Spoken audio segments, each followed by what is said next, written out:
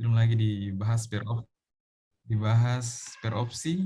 Kenapa kenapa bukan opsi A, kenapa bukan opsi B. Terus teman-teman bakal ngantuk ini. Kirim aja soalnya bisa dikirim di Zoom ini kah? Soalnya nanti teman-teman baca sendiri. Maksudnya baca hafal itu Ji caranya supaya orang bisa lulus kalau di preklinik. Memang preklinik ini susah. Maksudnya lebih susah orang preklinik daripada pas koas. Kalau koas itu banyak waktu tak belajar. Kalau preklinik memang bloknya padat dan pasti pemahaman tentang materi kuliah itu masih kurang di situ karena kita kan baru tuh apalagi yang semester-semester awal yang belum dapatkan cara belajarnya. Nah, itu susah itu. Kirim soalnya di gimana mau dibahas ini tuh kirim aja soalnya. Nah, baru kita review materi-materi yang lain. Maksudnya supaya diingat-ingat lagi teman-teman 2020. 2021 maksudnya. Kirim saja di bisa dikirim di sini kah? Bisa enggak sih? Tunggu dulu aku coba. Karena kalau dibahas ini nomor banyak sekali. Harusnya kayak dibahas, maksudnya dibagi dua sesi yang 50-50 toh. 50 nomor, baru nanti dibahas lagi 50 nomor sisanya. Baru kalau dimulai jam 8 malam, jam berapa selesai? Jam 12 malam bisa selesai kayaknya.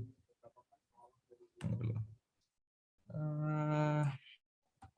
Bisa enggak sih? Gimana cara kirimnya nih?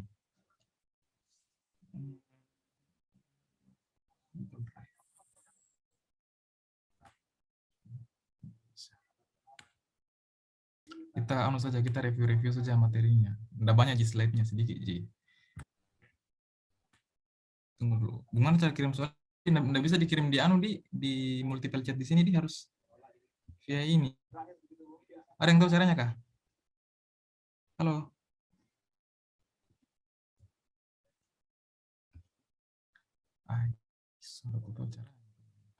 Atau mana ketua angkatannya? Atau sekretaris, pokoknya yang petinggi-petinggi angkatan lah. Sekretaris bendahara terserah. Dok. Jangan dok, senior mau dipanggil kak saja. Siapa ketua angkatannya? Faisal. Faisal? Tapi dok. Kak saja. Siapa anunya? Siapa? Ketua angkatannya? TB ya Kak. Oh iya.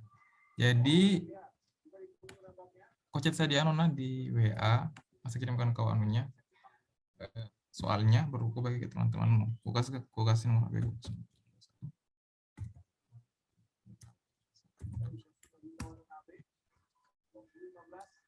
Faisal, ada Mi? Oh. Tapi dok, mohon maaf sebelumnya suara tak terlalu kecil tapi dok. Oh, terlalu kecil ya, minta maaf ya. Aduh, kenapa anda bilang dari tadi? Oke, tunggu dulu, perbaiki. TB Kak, ada Mi Kak.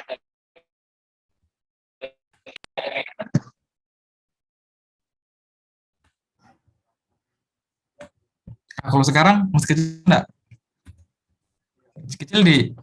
Tapi Kak sudah besar Kak, tapi. Oh. Oke. Siapa ini? Faisal, chat saya di di WA.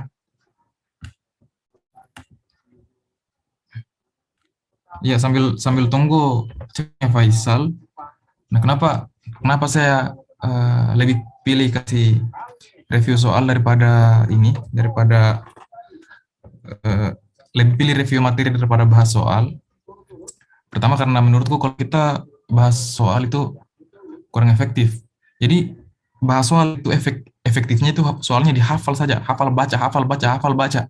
Itu karena enggak 100% bakal masuk soalnya. Untung-untung kalau soalnya masuk setengahnya, tapi kalau enggak habis kita enggak apa kita mau isi nanti pas ujian. Makanya bagus kita review ulang materinya. Kedengaran Ji? Itu kecil. Tapi iya kak. Tapi itu kedengaran Kak. Oke, kedengaran toh? Oke, kita review saja ulang materinya di. Nanti soalnya kalian pokoknya sembarang, kalian hafal intinya. Soal 3 tahun terakhir, kuasai soal 3 tahun terakhir, terus slide baca-baca ulang. Nah, jadi ini kurang lebih materinya dirangkum Ji. Dirangkum, saya sudah buat kasih secara singkat-singkat, rangkum. Dan oke.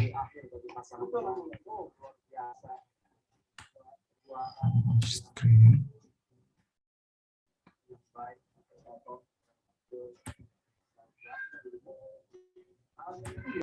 Oke. Kelihatan, Ji? Kelihatan, Ji, slide-nya kalau kayak gini? Kelihatan? Iya. Kak, iya Kak. Baik, sebelumnya perkenalkan saya dulu, Dik. Saya Aflin, angkatan 2017. Sekarang koas, stase Objin. Jadi Objin itu kurang lebih stase tentang yang pelajar tentang orang-orang yang melahirkan, yang hamil, itu intinya begitulah. Oke. Baik, supaya cepat, lebih kita mulai saja. Jadi ini kita review kembali materinya supaya teman-teman ingat. Nanti soalnya sembarang lah, dihafal lah, kalau bisa. Nah, SKDI. Intinya SKDI itu 3 sama 4. Kalau 4 itu dia kok sampai memberikan penata laksanaan tuntas. Kalau 3, kau bisa merujuk. Tapi harus tahu mendiagnosis, melakukan penata laksanaan awal, dan boleh merujuk. Oke, kurang lebih ini materinya kalau di jadwal. Pertama, konsep yang kita pelajari tentang OA, osteoartritis. Ada yang mau kasih pengetahuannya sedikit tentang OA, teman-teman, orang mau. Ada yang masih ingat OA? Kan sudah dibahas tuh kemarin, jadi kita kurang lebih kembali review-review aja ini.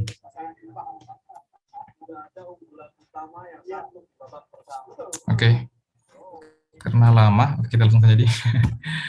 Nah, ini udah penting, Ji. Ini teman-teman tahu OA itu dia peradangan pada sendi.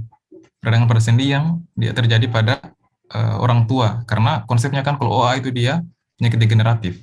Jadi teman-teman harus bisa bedakan yang mana OA, yang mana RA, yang mana GOUT. Nah, ini kan yang aku bilang tadi, dia penyakit degeneratif. Beda sama RA, beda sama OA.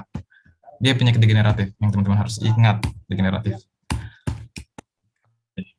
Jadi OA itu dia terbagi ada 2, nah, ada yang primer, ada yang sekunder. Teman-teman harus paham, ini semua penyakit nah, primer sama sekunder. Kalau ada penyakit yang ada primernya dan yang ada sekundernya, biasa yang sekundernya itu dia etiologinya karena penyakit lain. Maksudnya bukan karena etiologi kausa utama. Misal karena kanker atau karena trauma, kayak gitu. Jadi pada OA, dia itu etiologi primernya, dia biasa berhubungan dengan umur, dengan jenis kelamin, obesitas. Nah, kenapa ini 3 berperan penting? Karena umur itu dia OA, dia penyakit degeneratif toh, jadi dia pada orang tua. Sementara jenis kelamin, dia jenis kelaminnya lebih banyak pada perempuan. Obesitas. Kenapa obesitas? Karena OA itu dia umumnya dia mengenai sendi-sendi yang sendi-sendi yang besar, toh.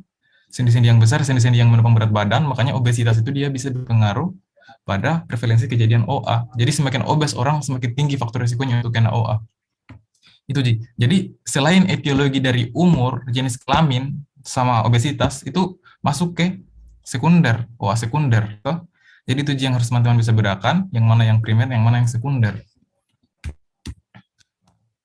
Ini keywordnya kalau OA. Biasa di soal dia kasih masukkan nodus Haber-Bosch sama Bouchard. Jadi kalau misalnya dia masukkan nodus Haber dan Bouchard, berarti dia mengarahkan ke OA. Nah, ini OA tangan, nah.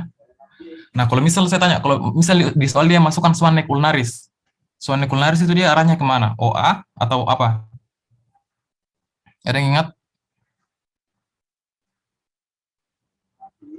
Nabila, Schwanneck ulnaris itu dia arahkan kemana? Kalau misal Schwanneck ulnaris disebut di soal, misal seorang perempuan 20 tahun datang dengan keluhan nyeri sendi, kemudian ditemukan deformitas Schwanneck ulnaris. Terus kok akan diagnosis ke arah mana? Kan kalau misalnya OA, dia kan pasti bilang, kalau dia mau arahkan ke OA, pasti dia bilang nodus Haber-Bosch dan Bouchard. Itu ciri khasnya OA. Tapi kalau Schwanneck ulnaris juga beda. Schwanneck ulnaris itu dia ciri khasnya di RA, rheumatoid arthritis. Jadi kalau misalnya soalnya bilang ada Schwanneck ulnaris, berarti dia mau arahkan ke RA. Nah, ini penampakannya OA. Kenapa dia kena sendi lutut? Ya, karena dia umumnya mengenai sendi yang menopang berat badan. Dan salah satunya lutut, itu dia menopang berat badan. Jadi, selain lutut juga biasa dia kena sendi panggul. Karena kedua sendi itulah yang lebih menopang berat badan. Nah, ini tadi yang aku bilang, nodus Haber-Bosch sama nodus Bouchard. Jadi dia letak deformitasnya dia di jari tangan, proksimal sama distal. Nah, ini intinya, nah. Teman-teman ingat saja nih, OA. Jadi kalau misal teman-teman malas menghafal, jangan mengingat anunya. Berdasarkan berangsur-angsur, jangan mengingat ini. Di bawah 30 menit jangan mengingat. Ingat saja ininya. Dia mengenai sendi yang menopang berat badan, misalnya lutut sama panggul. Kalau misalnya soal dia bilang perempuan, usia tua, misal perempuan berusia 60 tahun, terus mengalami nyeri sendi pada lutut, unilateral. Nah itu teman-teman bisa yang, di kepalanya teman-teman, yang pertama dipikir itu dia OA. Kenapa? Karena keywordnya OA itu dia, usia, karena kan dia penyakit degeneratif, usia, dan sendi yang menopang berat badan, sendi lutut. Jarang sekali itu OA dia kena sendi yang tidak menopang berat badan. Jadi paling banyak itu dia mengenai sendi yang menopang berat badan. Lutut, ditambah lagi kalau misal pasiennya obes, nah itu dia arahkan ke OA. Itu intinya, ingat-ingat saja. Dia usia tua, sendi yang menopang berat badan. Itu intinya. Kalau ditanya gambaran radiologinya, beda lagi. Ini gambaran radiologinya. Penyempitan ruang sendi, ditemukan osteofit, ditemukan ekspurasi. Nah, itu beda lagi. Tapi intinya kalau OA itu dia degeneratif dan mengenai sendi yang menopang berat badan. Oke, next lagi ya. Nah, ini yang kubilang. Ini kan celah sendi. Ini space joint celah sendinya. Nah, jadi yang gambar yang ini dia celah sendinya menyempit. Sempit sekali. Jadi bayangkan kalau misal kartilagonya tidak ada di sendi, pasti tulang itu bakal saling bergesekan. Tulang ketemu tulang, dia bergesekan. Makanya di situ yang dibilang dia terasa nyeri, bakal ada bunyi krepitasi, maksudnya bakal ada inflamasi karena tulangnya saling bergesekan. Intinya ingat saja, nah kalau misalnya gambaran radiologi ada penyempitan celah sendi, kemudian ada gambaran osteofit. Nah ini yang dibilang osteofit itu dia tulang-tulang yang melebar seperti ini. Ini sakit sekali nih kalau kalau diraba. Ada gambaran ini destruksi kartilago dan subkondral. Destruksi itu artinya kerusakan kartilago dan subkondral. Seperti itu. Nah inilah penting ini, jangan menghafal ini. Intinya yang harus teman-teman tertanam di kepalanya itu, itu dia usia tua dan mengenai sendi yang menopang berat badan, misalnya lutut, ditambah dengan obesitas, faktor risikonya. Tapi tidak boleh lupa itu. Nah, tata laksananya. Oke, tata laksananya paling sering kalau di rumah sakit, itu dikasih obat golongan NSAID. Jarang sekali dikasih obat paracetamol itu seperti yang terdapat pada OA ringan. Yang paling sering itu dikasih golongan obat NSAID, misalnya meloxicam. Meloxicam itu paling sering dikasih di rumah sakit. Bisa juga jenis anti nyeri yang lain, misalnya golongan opioid, tapi ini agak sedikit berbahaya, efek samping sedasinya lebih tinggi, makanya lebih aman dia dikasih obat NSAID, misalnya obat golongan meloxicam atau natrium diklofenat juga paling sering. Ini juga kadang pernah saya dapat pasien OA di rumah sakit langsung diinjeksi lututnya, pokoknya disuntik lah. Pertama ditarik keluar cairan aspirasi, kan pasti ada cairan di sendinya toh, nah itu ditarik keluar cairannya, lalu diperiksa cairan sendinya, kemudian ini diinjeksi, disuntikan kortikosteroid. Ada yang tahu contoh obat kortikosteroid apa? Masih semester awal belum kita obat-obat. Nah, contoh obat kortikosteroid misalnya dexamethasone, dexa, kemudian metilprednisolon, prednison. Nah, itu contoh obat kortikosteroid. Dan yang paling penting, karena faktor risiko dari OA ini dia adalah menopang berat badan. Menopang berat badan berarti berat badannya harus dikurangkan. Makanya apalagi namanya body mass index-nya, IMT, indeks massa tubuhnya itu harus normal 18,5 sampai 25. Dan yang paling penting, edukasi tentang nutrisi, diet, makanannya harus rendah kalori, dan kurang lebih dia bagusnya harus ada ahli nutrisinya supaya dia bisa atur berat badannya. Oke, BTW tadi yang aku kasih nomor HP, kenapa belum di-chat? Mau dikirimkan soalnya. Tadi yang kita tanya, nah, chat saja lagi. Kedengaran suara aku toh? Tapi Kak. Oke. Nah ini jangan benda penting ini. Intinya ingat saja nah, kalau kusimpulkan OA itu dia mengenai sendi yang menopang berat badan, usia tua, obesitas, obatnya itu NSAID, meloxicam. Cuma saja, jangan yang banyak-banyak. Begitu-begitu juga kalau soal pasti masuk. Sebenarnya ada juga obat, apalagi namanya obat DMOAD, tapi ini dia tidak bisa dijadikan sebagai ini pengobatan definitif dari OA. Yang intinya yang paling sering itu dikasih meloxicam atau natrium diclofenac golongan NSAID. Nah, kemudian artesunate. Nah, ini beda lagi. Kalau tadi saya bilang OA dia pada usia tua, kemudian menopang sendi yang berat badan, kemudian obesitas faktor resikonya. Kalau GOAT dia beda. GOAT ini dia khas sekali. Pasti dia misal soal dia bilang, seorang laki-laki berusia 20 tahun datang dengan keluhan pada metatarsal palangial 1 atau pada ibu jari kaki. Sebelumnya pasien terpantau sedang memakan jeroan, lalu diukur kadar asam uratnya di atas 8, pasti dia arahkan ke GOAT itu, GOAT artritis. Beda itu kalimat soalnya. Kalau dia bilang soal seorang perempuan 60 tahun, 60 tahun itu tua. Nah, pertama di kepalamu, yang harus muncul di kepalamu itu OA. Kalau misalnya dia bilang seorang perempuan 20 tahun, terus dia bilang, apalagi namanya, nyeri sendi di area metatarsophalangeal, paling sering itu predileksinya GOAT itu di MTP atau di ibu jari kaki. Nah, itu teman-teman harus bisa arahkan dia di GOAT, apalagi dia bilang habis makan kacang-kacangan atau habis makan jero-jeroan. Nah, itu faktor resiko dari GOAT artritis. Kalau dia makan makanan yang mengandung purinnya tinggi. Nah, itu dua. Jadi teman-teman harus sudah bisa bedakan antara OA sama GOAT. Ini intinya, metatarsophalangeal 1. Hiperuricemia. Nah, hiperuricemia ini dia suatu keadaan ketika apalagi namanya, monosodium urat dalam darahnya itu tinggi. Itu tadi karena pengaruh pola makan yang tidak dijaga. Jadi kalau saya bilang tadi osteoartritis dia penyakit degeneratif, kalau OA ini dia penyakit metabolik, dia berhubungan dengan pola makan seseorang. Itu faktor risikonya pola makan. Jadi teman-teman harus ingat, pola makan itu keywordnya untuk GOAT. Nah, jadi ini teman-teman itu harus ingat kalau asam urat normal itu rata-rata 6,8 sampai 7 lah. Beda-beda, tergantung referensi mana yang dipakai. Intinya 6,8 sampai 7. Gitu. Dan yang paling sering itu dia terkena metatarsophalangeal 1 atau ibu jari kaki. Itu serangan pertama. 80 sampai 90% kasus. Oke. Ya, ini kurang lebih mekanismenya. Mekanismenya udah perlu jelaskan mekanisme ini di kurang lebih begini. Nah, jadi sebenarnya banyak sih yang bisa bikin apalagi namanya asam urat. Pertama karena meningkatnya konsumsi dari purin, kemudian menurunnya produksi dari purin juga bisa. Kemudian clearance dari asam urat yang menurun, lalu obesitas, kemoterapi, radiasi, genetik juga bisa berpengaruh. Dan ini yang paling berpengaruh juga, CKD, chronic kidney disease. Kenapa bisa? Karena kita tahu di ginjal itu dia semua disaring. Kalau misal sembarang kita makan, penyaringannya jelek, nah efeknya kayak makanan-makanan yang tinggi purin yang kita konsumsi tadi tidak difilter dengan bisa bikin nah ini intinya purinnya tinggi metabolisme purin yang terganggu. Nah ini teman-teman harus paham, ini juga biasa masuk di soal ini beda-bedanya GOAT itu GOAT apa, GOAT asimptomatik.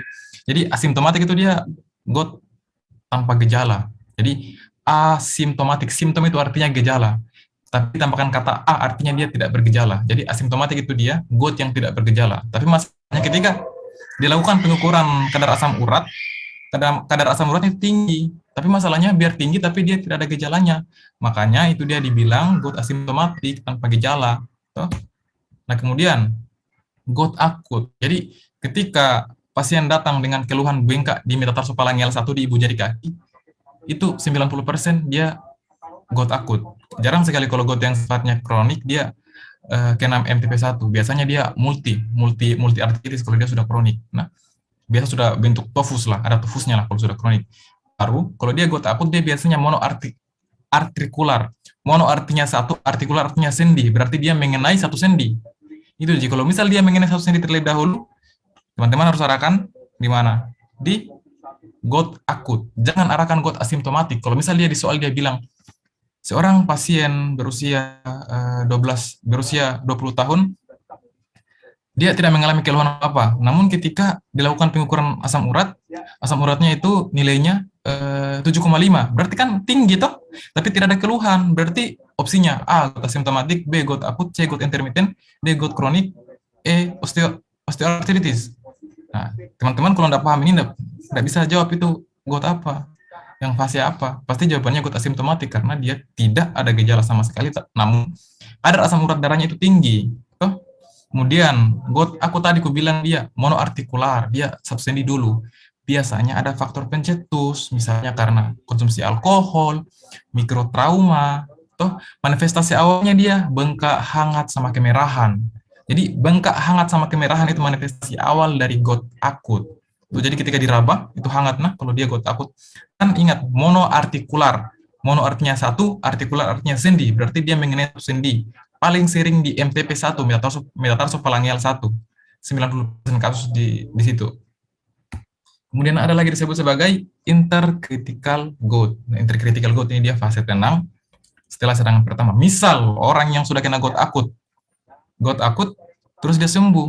Jadi ketika orang sudah terkena GOT akut terus sembuh, jangan senang dulu. Bisa jadi nanti akan ada serangan berikutnya, bisa sampai 10 tahun ke depan lagi akan datang, bisa sampai 6 tahun ke depan. Dia biasanya berlangsung 6 bulan sampai 2 tahun, bahkan bisa sampai 10 tahun. Nah, ini yang berbahaya, karena kita tidak sadar sendita itu bakal merusak secara perlahan-lahan. Kita tidak tahu kalau kita sekarang ini lagi fase GOT akut, karena mirip dengan GOT asimptomatik. Mirip sekali dengan GOT asimptomatik tanpa gejala, fase tenang. Tapi bedanya, kita sudah pernah kena GOT akut terlebih dahulu. Kalau asimptomatik kan dia tidak pernah kena GOT akut. Kalau intercritical GOT dia harus sudah pernah kena GOT akut terlebih dahulu, sudah pernah bengkak 1 kali di kakinya. Jadi kalau ada teman-teman yang sudah pernah kena GOT terus sembuh, nah jangan senang dulu. Kita harus jaga pola makannya, karena bisa jadi kalau teman-teman tidak jaga pola makan, perlahan-lahan sendinya bakal dirusak, masuk fase GOT intercritical, teman-teman tidak sadar, sudah fase GOT intercritical, tiba-tiba 10 tahun berikutnya langsung muncul GOT kronik, karena itu kita tidak sadar tuh kalau sekarang kita sudah fase intercritical GOT gitu. Jadi bedanya dari situ. Nah, kalau dia asimptomatik, dia tidak pernah kena GOT sebelumnya. Kalau intercritical GOT dia sudah pernah kena GOT akut. Jadi dia pernah bengkak 1 sendi dulu, terus sampai masa tenang 6 sampai 2 bulan, bahkan sampai 10 tahun, terus tiba-tiba langsung masuk di GOT kronik. Nah, ini GOT kronik dia biasanya poliartikular. Poli artinya banyak, artikular artinya sendi. Dia banyak sendi. Kalau misal di soal dia bilang poliartikular, jangan pikir itu GOT akut. Pikir itu GOT kronik karena dia sudah poli. Karena akut kan dia monoartikular.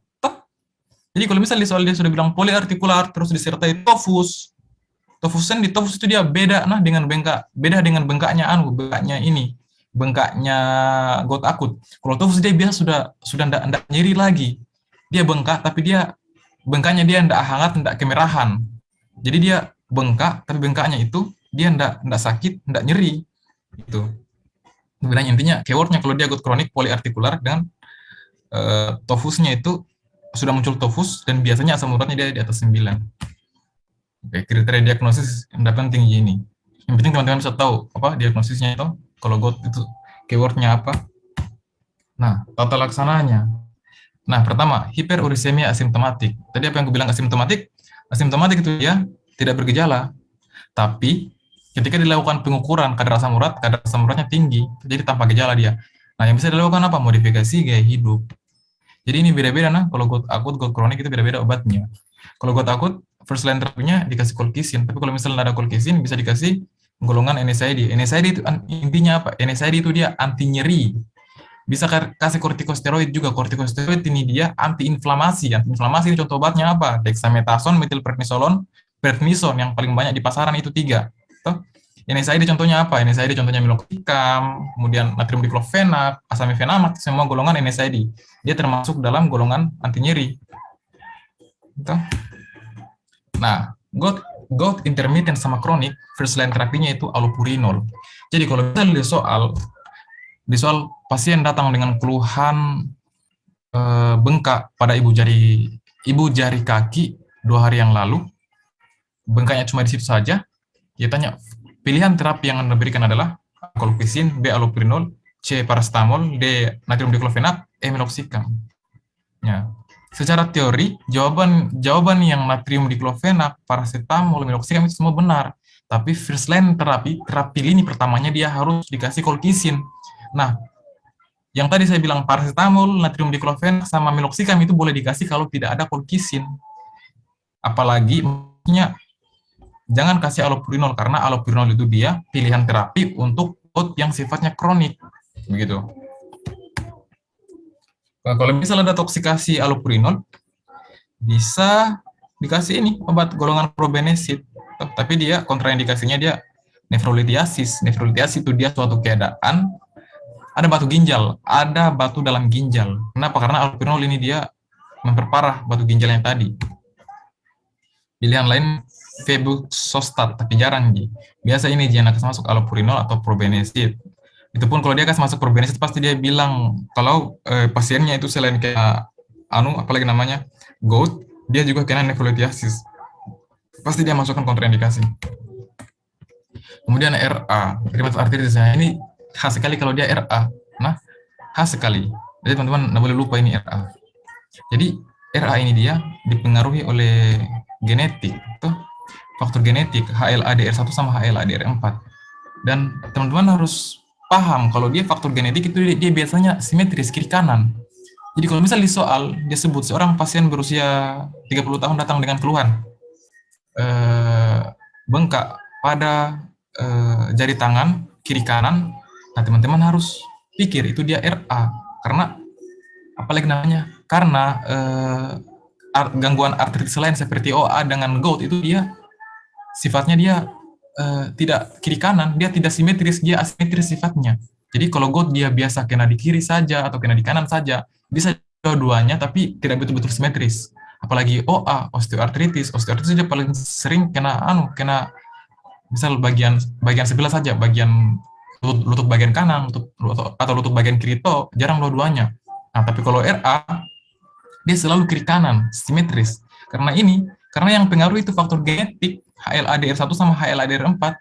Jadi kalau misal dia gennya dia enggak mungkin gennya mengkode hanya bagian saja bagian kiri, pasti dia kena kiri kanan. Begitu logikanya toh. Jadi ingat-ingat kalau dia RA pasti dia simetris, kiri kanan kena. Dia enggak pernah sama sekali kena salah satu bagian saja. Toh, gitu. Nah, ini aku bilang. Nah, baru kalau saya sebut tadi misal tadi gout, dia tadi kalau gout akut dia monoartritis.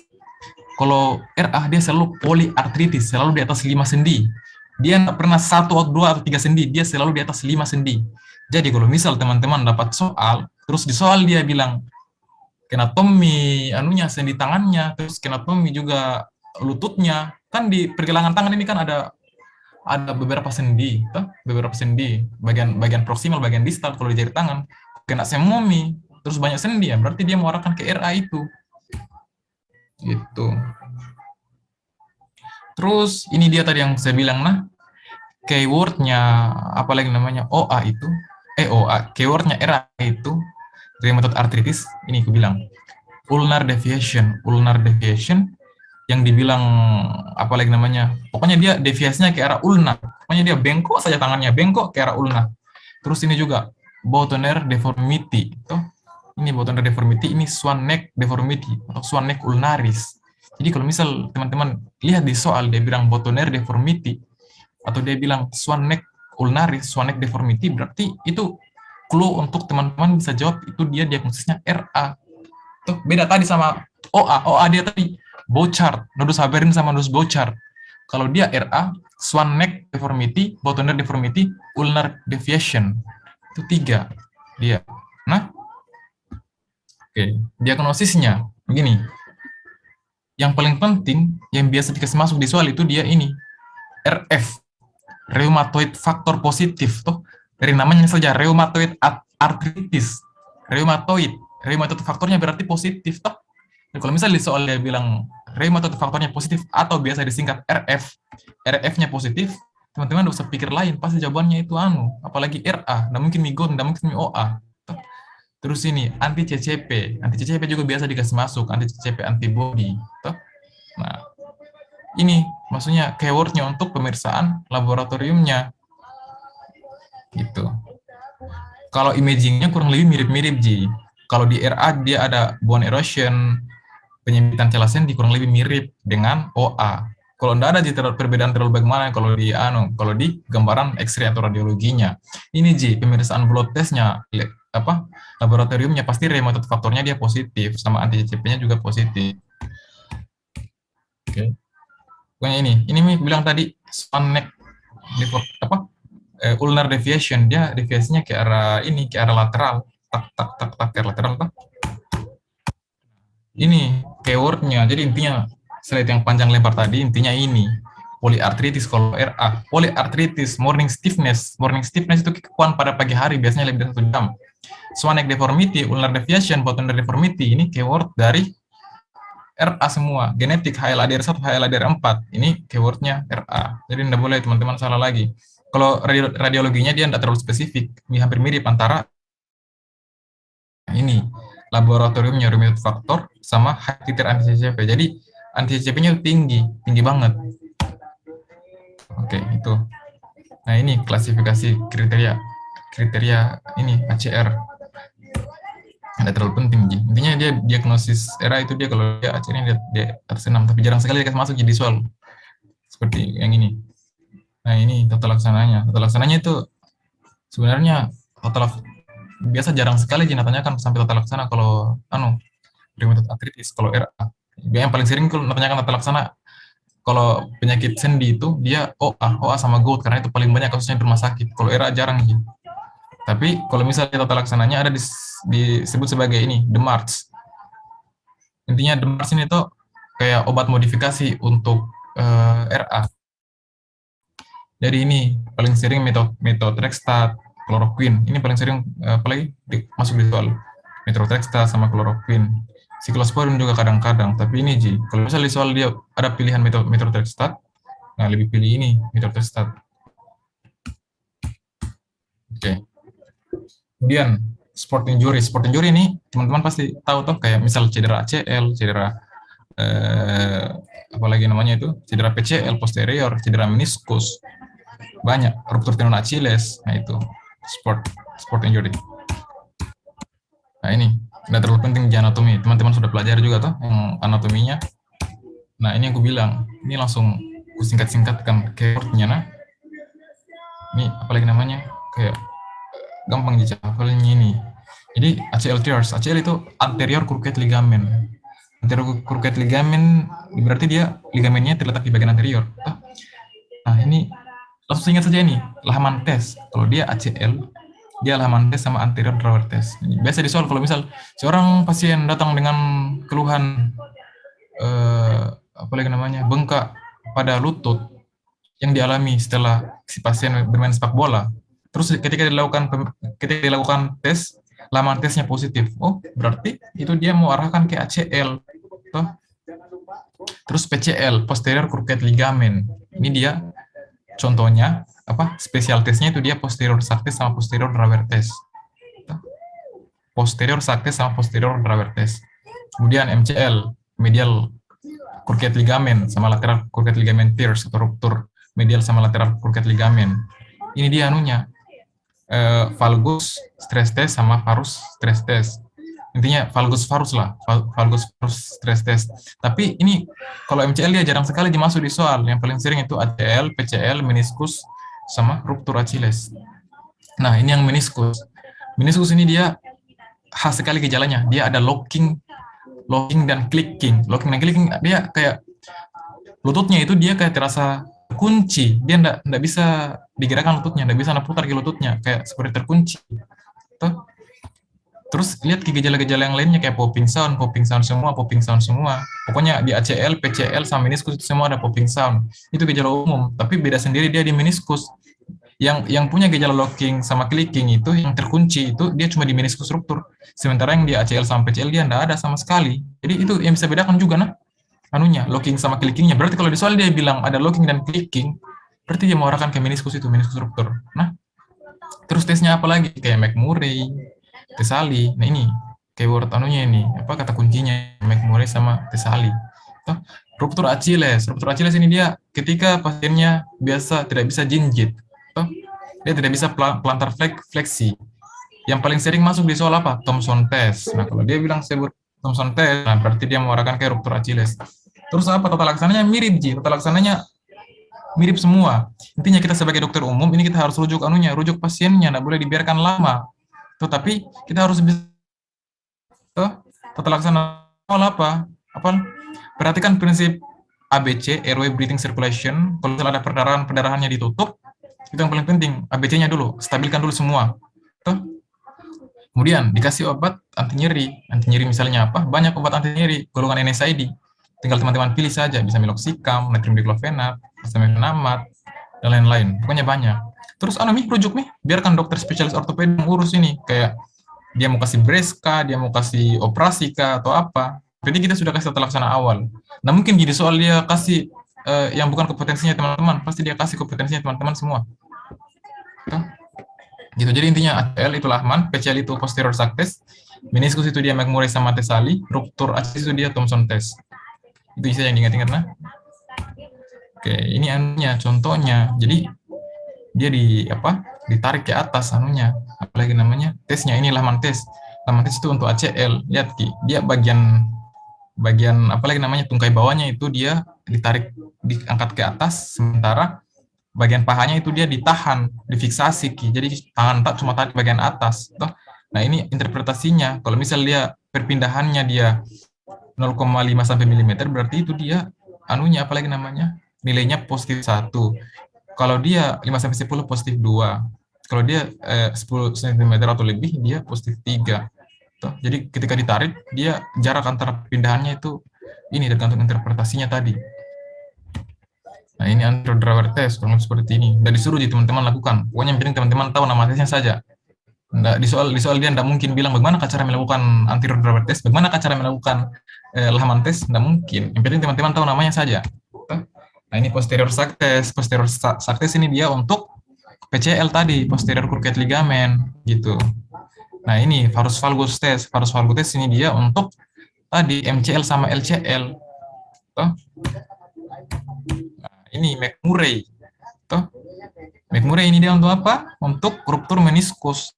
Ciri khasnya meniskus tadi apa? Ada locking sama clicking, dia terkunci. Makanya kenapa di sini dia tuh dilakukan gerakan rotasi, diputar. Dia mau ditahu apakah di sini ada kuncian atau enggak. Toh. Jadi ketika ada kuncian, ketika dia sudah tidak bisa dilakukan rotasi interna atau rotasi eksterna, kalau ada kuncian berarti dia McMurray testnya itu positif. Toh. Ini untuk meniskus medialis. Nah, ini juga meniskus Appel-Green test. Sama Ji. Atau ada di sini tanda atau tanda rotasi. Rotasi dia putar. Intinya apa? Dia mau tes ada locking, ada kuncian atau enggak, ada locking atau clicking atau enggak. Kalau misal enggak ada berarti dia negatif, berarti bukan meniskusnya yang bermasalah. Gitu. Kalau ada berarti bisa jadi meniskusnya. Nah, ini Tesali test. Sama aja Tesali test ini dia gerakannya dia kasih putar-putar juga dia kasih putar-putar apalagi lututnya. Intinya dia melakukan gerakan rotasi. Threshold a positive test is indicate if there is locking of movement. Dia bilang kalau ada locking of movement, kalau ada kuncian dari pergerakan berarti dia positif. Kalau misal dia gerak bebas berarti dia negatif anunya. Tesali testnya untuk apalagi namanya ruptur meniskusnya, meniskus medialnya gitu. Nah, ini Thomson test. Thomson test ini dia dilakukan squeezing. Dia diraba musculus gastrocnemiusnya.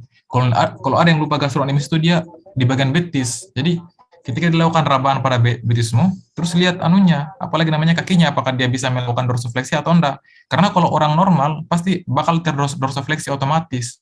Tapi kalau orang yang ruptur Achillesnya ada ruptur Achilles, dia enggak bisa bergerak sama sekali. Ini dia diam walaupun di di squeeze yang ini.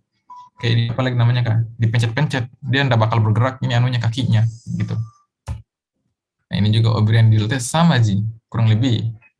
Dia kasih gerakan mendorong sama gerakan tarik pada kaki. Tujuannya apa? Dia lihat ininya, apalagi namanya, kayak bagian Achillesnya, tendon Achillesnya. Nah, kemudian ini bagian 3, CTS, TTS peroneal syndrome. Nah, ini ada juga ciri khasnya masing-masing. Jadi soal apalagi namanya slide-slide yang saya masukkan ini slide yang teman-teman tidak boleh salah jawabannya, haram kalau salah. Kalau misalnya ada soal seperti ini karena khas sekali. Semua ada ciri khasnya masing-masing mulai dari OA, GOAT, RA, kemudian tadi sport injury, ACL, PCL, meniskus, tendon Achilles, ruptur. Itu semua ada ciri khasnya masing-masing. Jadi teman-teman harus benar kalau di soal seperti itu karena rugi kalau salah. Kasihan toh. Nah, apalagi ini CTS, TTS peroneal syndrome, semua ada khasnya. Aku bilang ada khasnya masing-masing toh. CTS, carpal tunnel syndrome, dia gangguannya letak lesinya itu pada nervus medianus. Nervus medianus dia memperserapi bagian mana? Kayak bagian ini, setengah jari ini, setengah jari manis, kemudian sampai di bagian ibu jari. Sisanya itu dia bagian ulna. Kalau bagian medianus dia setengah jari manis, kemudian sampai di ibu jari ini dia perserafannya. Makanya kalau dia ada letak gangguannya pada nervus medianus, pasti yang gangguan sarafnya itu di bagian situ. Dia entah itu dia hipostesi atau dia tidak bisa rasakan nyeri pada area itu, area misal jari telunjuknya, karena memang letak perserafannya dia di area situ kalau nervus medianus. Nah, biasa di soal dia bilang apa? Seorang laki-laki berusia 25 tahun bekerja kantoran, memiliki kebiasaan untuk mengetik. Nah, itu biasa mengetik ini dia keywordnya untuk dia mengarahkan ke nervus medianus. Apalagi ditambah dengan valen atau tinel testnya positif. Itu dia pasti arahkan ke ini, ke CTS. Terutama ini valen. Valen test ini dia memang khas sekali untuk CTS. Kalau tinel test ini kan dia jadi diketuk J, apalagi namanya dilakukan pengetukan. Nah, ini tinel test dia bisa dilakukan di CTS, tarsal tunnel syndrome, bahkan juga bisa dilakukan di peroneal palsy, itu gangguan pada nervus peroneus. Itu intinya. Jadi CTS itu dia gangguan nervus medianus, biasanya dia pengaruh posisional, kayak misal mengetik atau mengemudi mobil atau motor, pasti di soal dia bilang, kalau dia tidak bilang mengetik, dia bilang pengendara ojol, atau dia mengemudi 8 jam sehari, ya. Terus dia merasakan kebas yang menjalar di setengah jari manis hingga ibu jari. Nah, pasti dia mengarahkan ke CTS, carpal tunnel syndrome. Terus berikutnya apa? Tarsal tunnel syndrome. Jadi di bagian tarsal tunnel syndrome ini dia letak gangguan pada nervus tibialis posterior. Gangguannya pada nervus tibialis posterior. Kita lihat di sini, di jalurnya nervus tibialis posterior itu kayak ada ini, kayak ada apa lagi namanya? Ada juga masing-masing ligamennya. Jadi kalau misal dia terdapat trauma pada ligamennya ini yang mengganggu apalagi namanya perserapan dari nervus tibialis, maka timbullah tarsal tunnel syndrome. Kurang lebih sama sekali dia tesnya. Tinel test, ada juga disebut sebagai triple compression test, kemudian ada dorsiflexion eversion test. Itu intinya. Keywordnya di soal dia tidak bisa lakukan dia tidak bisa lakukan pronasi dan supinasi telapak kakinya. Yang paling itu dia susah melakukan ini dorsifleksi dan eversi. Makanya kenapa harus ada tes dorsifleksi sama eversi tesnya pada pada telapak kakinya. Kemudian ini peroneal palsy, letak gangguannya pada nervus peroneus. Ini dia mirip sekali. Dia gejalanya khasnya dia tidak bisa melakukan dorsifleksi pada pedis. Beda kalau dia tidak bisa lakukan dorsifleksi pada pedis, itu berarti dia mengarahkan ke nervus peroneus. Terus apalagi ditambah dia apalagi namanya ada drop foot. Drop foot ini dia kayak dia jalan terus dia seret kakinya saking tidak bisa gerakan kakinya. Jadi kayak makanya dibilang drop foot. Jadi dia tidak bisa bergerak sama sekali kakinya, makanya dia jalan sambil menyeret kakinya, ya kaki yang ini yang terkena lesi dari nervus peroneus ini. Gitu. Jadi semua punya ciri khas masing-masing Jadi ada tinel valen test, kemudian ada triple compression test, dorsiflexion eversion test. Nah, ini kemudian ada drop foot. Nah, ini nggak boleh salah di sini karena soalnya khas. Kalau dia kasih clue, pokoknya teman-teman nggak usah pikir panjang. Kalau dia masukkan valen test, teman-teman harus arahkan itu ke CTS, carpal tunnel syndrome. Oke, gitu aja. Nah, ini nama-nama tesnya. Flexine itu dia apalagi namanya dikebaskan tangannya dikasih gerak-gerak. Biasanya ketika dilakukan flexine, ini apalagi namanya keluhannya menjadi lebih ringan, lebih enak rasa gitu. Ini aku bilang apalagi namanya carpal compression test, durukan test sama kurang lebih tekan di bagian ini. Di bagian perserapan nervus medianusnya, di terowongan karpalnya. Kalau dia tadi tinel test dia apalagi namanya dia ketuk, kalau ini dia tekan kan sama kalau misalnya dia terdapat penekanan atau pengetukan pasti dia akan terjadi ini apalagi namanya manifestasi yang tergantung sesuai arah perserapannya di mana. Kayak tadi yang aku bilang kayak jari manis, kemudian jari telunjuk, jari tengah sampai ibu jari. Nah, ini tata laksananya teman-teman harus cuma bisa kasih golongan obat apalagi namanya NSAID analgesik. NSAID tadi kayak misalnya ibuprofen, aspirin. Tapi jarang, yang paling sering itu dikasih meloxicam. Meloxicam natrium diklofenak. Itu Ji. Kalau untuk NSAID-nya. Kalau ada pilihan paracetamol atau ibuprofen juga benar, karena dia termasuk golongan obat analgesik juga. Golongan kortikosteroid bisa prednison, tapi bahkan bisa langsung dikombinasi sih, kortikosteroid sama golongan NSAID. Nah, biasa dilakukan juga, wrist brace. Tujuannya apa dikasih wrist brace ini? Supaya dia tidak banyak gerak, supaya dia kayak terfiksasi tangannya, tidak gerak-gerak sembarang gitu. Nah, terus yang tindakan-tindakan operasi seperti ini kayak endoscopic release ini bukan apalagi namanya, bukan kompetensinya teman-teman, tidak usah mempelajari ini, obat-obat tata laksana awal saja. Toh, nah ini yang aku bilang wrist brace, toh kayak gini. Ini tarsal tunnel syndrome tadi yang aku bilang, di flexor retinaculum ligamennya dia kayak ada apa lagi namanya? Biasa di sini ada trauma atau ada karena penekanan, toh gitu. Jadi ini dibilang triple compression test seperti ini. Terus ini dorsoflexi eversion test. Jadi ketika dilakukan dorsoflexi itu kok kasih naik ke atas kakinya, kok dorong ke atas. Nah, jadi dia biasa timbul rasa nyeri di area persarafan ini. Apalagi namanya di area persarafan nervus tibialis. Toh, laksananya kurang lebih sama. Dikasih golongan obat NSAID total laksana awal. Kalau pintar kok injeksi, bisa injeksi steroid sama injeksi lidocaine. Lidocaine ini yang apalagi namanya kayak obat anestesi. Toh, biasa orang pakai untuk sirkum, untuk sunat. Lidocaine supaya dia tidak sakit. Bisa juga pakai untuk ini tata laksana, apalagi tarsal tunnel syndrome. Intinya hal-hal yang berhubungan dengan gangguan saraf itu yang pertama aku kasih itu ini apalagi namanya kayak obat anti nyeri, steroid, kortikosteroid kayak misal tadi kayak prednison atau dexa atau methylprednisolone. Terus ini imobilisasi dilakukan dengan apa? Ini dilakukan pemasangan brace kaki atau namanya ortotik, supaya dia tidak banyak gerak, supaya tidak kena trauma, ya bisa dilakukan ini. Ini sama laksananya. Oke, peroneal palsy. Ini sama ini aku bilang drop foot. Jadi dia bisa tipenya, bisa tipe waddling gait, bisa tipe swing out gait, bisa tipe stepping gait. Intinya dia sulit jalan, makanya kadang nasiret kakinya gitu.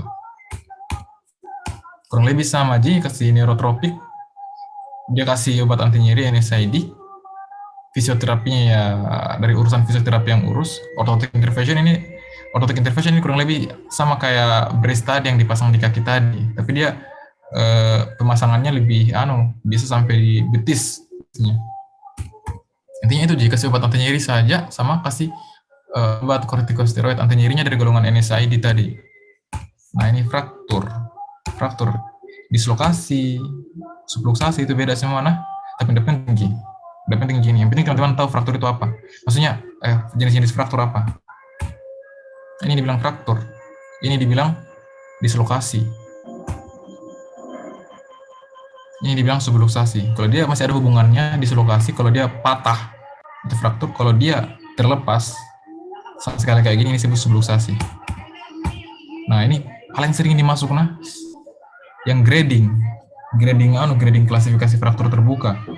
Nah bilang grade 1, grade 2, grade 3. Nah ini grade 3 biasa yang sering masuk di soal, karena grade 3 terbagi 3 A, B, C.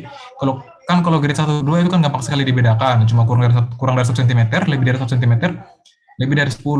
Terus pembagiannya A, B, C. Nah, terus ini gampang. Ini yang biasa masuk di soal ini. Kalau misal dia grade 3A, apalagi namanya frakturnya masih tertutup, nah berarti itu dia 3A. Kalau 3B kulitnya tidak menutup, maksudnya kayak kelihatan mitungnya di situ. Nah itu dia grade 3B. Terus kalau di soal dia bilang ada gangguan vaskularisasi, misal nadinya tidak teraba atau perdarahan serius, yang bikin dia shock atau trauma, nah itu dia berarti sudah ada gangguan vaskuler, berarti dia mau arahkan ke grade 3C. Nah ini garis fraktur, nah ini disebut sebagai fraktur komplit. Itu dia terputus, fraktur incomplete dia masih ada bersambung. Nah ini contoh fraktur komplit, ini contoh fraktur incomplete. Ini nama lainnya fraktur grand stick. Nah grand stick ini yang kayak gini. Dia kayak sedikit frakturnya, dia tidak sampai putus tulangnya. Nah ini juga pembagiannya, transversal, oblik, spiral, kupu-kupu, jarang masuknya. Nah ini paling sering komplikasinya malunion itu dia patah tulang sudah sembuh dalam posisi yang tidak seharusnya. Jadi dia tulangnya patah, tapi dia tidak baku sambung sempurna. Toh kalau delete union, dia ini di delete union itu dia sembuh, tapi dia lambat sembuhnya, lama. Seharusnya orang bisa sembuh 2 bulan, dia bisa sampai 6 bulan, tapi sembuh Ji, tapi lama gitu. Kalau dia non union dia tidak bisa sambung kembali. Itu Ji, intinya 3 nah, mal union, delete union sama non union. Inilah yang lain-lain kurang lebih sama Ji. Nah, terus ini fraktur antara CI. Tunggu saya buka dulu nah. Apa ini? Ya, ini fraktur Montague, Galeazzi, fraktur Coles sama fraktur Smith. Wait. Kelihatan Ji? Masih kelihatan slide-nya? Yang sekarang slide-nya berubah. Kalau Iya Kak. oke, masih kelihatan tuh. Nah, ini singkatannya ini sih, yang ini. Yang aku bilang tadi di bagian fraktur. Nah, jadi yang dibilang tadi kayak fraktur Galeazzi, Montegia, fraktur Coles, fraktur Smith itu paling sering masuk kalau di soal-soal preklinik. Sering sekali masuk. Nggak mungkin nggak masuk ini soal, makanya harus dimengerti. Nah jadi fraktur Montegia, Galeazzi, Smith, Coles itu dia masuk di klasifikasi fraktur tertutup. Nah, artinya apa fraktur tertutup itu? Dia fraktur yang dia tidak sampai timbul keluar tulangnya, dia masih tertutup sama kulit, itu disebut sebagai fraktur tertutup. Toh? Itu. Nah, beda nah. Kalau ini Montegia, dia pasangannya Galeazzi. Kalau Coles pasangannya Smith. Toh? Jadi bedanya apa antara Montegia sama Galeazzi? Jadi gini, Montegia itu dia letak frakturnya di ulna, tapi dia ulna bagian proksimal. Itu aja proksimal yang mana toh? Proksimal itu bagian atas. Nah, ini lihat nih. Ini proksimal, ini bagian ulnanya. Ini disebut sebagai fraktur Montegia. Toh, letaknya itu dia fraktur ulna bagian proksimal. Toh. Nah, terus bedanya apa? Bedanya dengan Galeazzi apa? Galeazzi dia frakturnya fraktur radius. Tulang radiusnya yang fraktur, bukan ulnanya. Toh. Dia radius tapi dia bagian distal. Kalau tadi fraktur Montegia yang frakturnya itu bagian proksimal, maka kalau dia Galeazzi, dia bagian distalnya, bagian distal dan bagian bawahnya dari tulang radius. Toh? Nah, ini contohnya. Jangan fokus pada ini, nah, pada lingkarannya. Yang fraktur ini. Ini tulang radius ini. Bagian distal itu artinya bagian bawah. Toh? Bedakan dengan fraktur Montegia tadi. Fraktur Montegia itu, dia ini, ulnanya yang fraktur, tulang ulna. Tapi dia bagian proksimal. Terus kalau dia tadi fraktur Galeazzi, yang fraktur itu tulang radius tapi bagian distalnya. Ini tulang radius, ini tulang ulna. Kalau dia Montegia frakturnya di sini, kalau dia apalagi namanya? Fraktur Galeazzi dia frakturnya di sini. Jadi dia bagian bawah dari tulang radius. Nah, jadi teman-teman harus mengerti juga kayak kalau dia apalagi namanya? Proksimal itu di mana, distal itu bagian mana gitu, terus supaya gampang dipahami anunya. Nah, terus ada juga yang disebut sebagai fraktur Coles sama fraktur Smith. Ini berpasangan juga nah, fraktur Coles sama fraktur Smith. Tapi biasa di soal dia kasih masuk kata kunci. Kalau dia bilang di soal dia Diner fork deformity atau kayak model tangannya mirip garpu, pasti dia mau arahkan ke fraktur Coles. Nah, kalau di soal dia bilang garden spade deformity, yang mirip kayak apa namanya nih, saya nggak tahu ini namanya apa, kayak gini bentuk anunya, pasti dia mau arahkan ke ini, fraktur Smith. Toh, ingat pasangannya, kalau Coles dia berpasangan sama Smith, kalau Galeazzi dia berpasangan sama Montegia. Toh, jadi fraktur Montegia sama Galeazzi ini dia fraktur radius ulna. Kalau dia yang fraktur ulnanya itu Montegia, kalau Galeazzi itu dia yang fraktur anunya, radiusnya. Toh, itu. Terus sebenarnya fraktur Coles sama Smith ini dia letak frakturnya juga di bagian tulang radius, tapi bedanya terus bagaimana caranya kita bedakan dengan Galeazzi? Kalau dia Galeazzi dia ada dislokasi ulna. Dislokasi ulna itu artinya pergeseran sendi. Makanya Nabi bilang di sini dia lingkari di sini. Dia dislokasi bergeser. Sementara kalau untuk Coles sama Smith dia tidak ada dislokasi sama sekali, tidak ada dislokasi ulna. Cuma patah toji saja. Lihat patah. Cuma patah di sini tuh. Patah ini, patah juga, patah. Tapi dia ada dislokasi ulnanya. Yang punya dislokasi ulna itu cuma dia fraktur Galeazzi. Lihat gitu. Kurang lebih begitu kalau untuk fraktur. Tuh, tata laksananya sama. Nah, ingat, kalau dia tata laksana trauma, patah tulang, tata laksana orang kecelakaan di motor, yang teman-teman harus ingat itu prinsip kedaulatan. ABCD, airway, breathing, circulation, sama D-nya. Toh, D-nya itu bisa perhatikan definitasnya lah kalau untuk tulang. Toh, intinya stabilkan dulu. Kalau misal di soal dia bilang ada perdarahan, yang teman-teman harus jawab, hentikan dulu perdarahannya, stabilkan perdarahannya dulu. Balut, bebas tekan, tutup perdarahannya dulu. Jangan dulu pikir yang lain, karena itu perdarahannya yang bikin pasien mati, meninggal. Karena kalau tidak ditutup itu bisa bahaya, bisa bikin pasiennya shock hipovolemik. Toh, gitu. Oke, kita pindah lagi. Nah, kita kembali ke slide. Nah, kurang lebih itu Ji, penjelasannya. Nah, tadi yang fraktur antebrachiae. Ini, aku bilang tadi fraktur Galeazzi, dia frakturnya itu di bagian tulang ulna. Nah, ini tadi saya bilang, ini posisi tangannya. Ini yang dibilang fraktur Smith, ini dibilang fraktur Colles. Kalau dia fraktur Smith, dia posisinya fleksi, sementara fraktur Colles dia posisinya ekstensi. Posisi jatuhnya traumanya gitu. Nah, kemudian ada yang disebut sebagai fraktur patologis. Jadi gini, fraktur patologis itu dia adalah suatu fraktur yang tidak wajar. Gini, jadi kalau misal orang kecelakaan dari motor, terus ditabrak, terus dia fraktur, itu wajar enggak? Itu wajar sekali karena traumanya kuat. Tapi kalau fraktur patologis ini, dia fraktur yang tidak wajar. Misal, orang bersin, fraktur tulang dadanya, itu tidak wajar, berarti itu masuk dalam kategori fraktur patologis.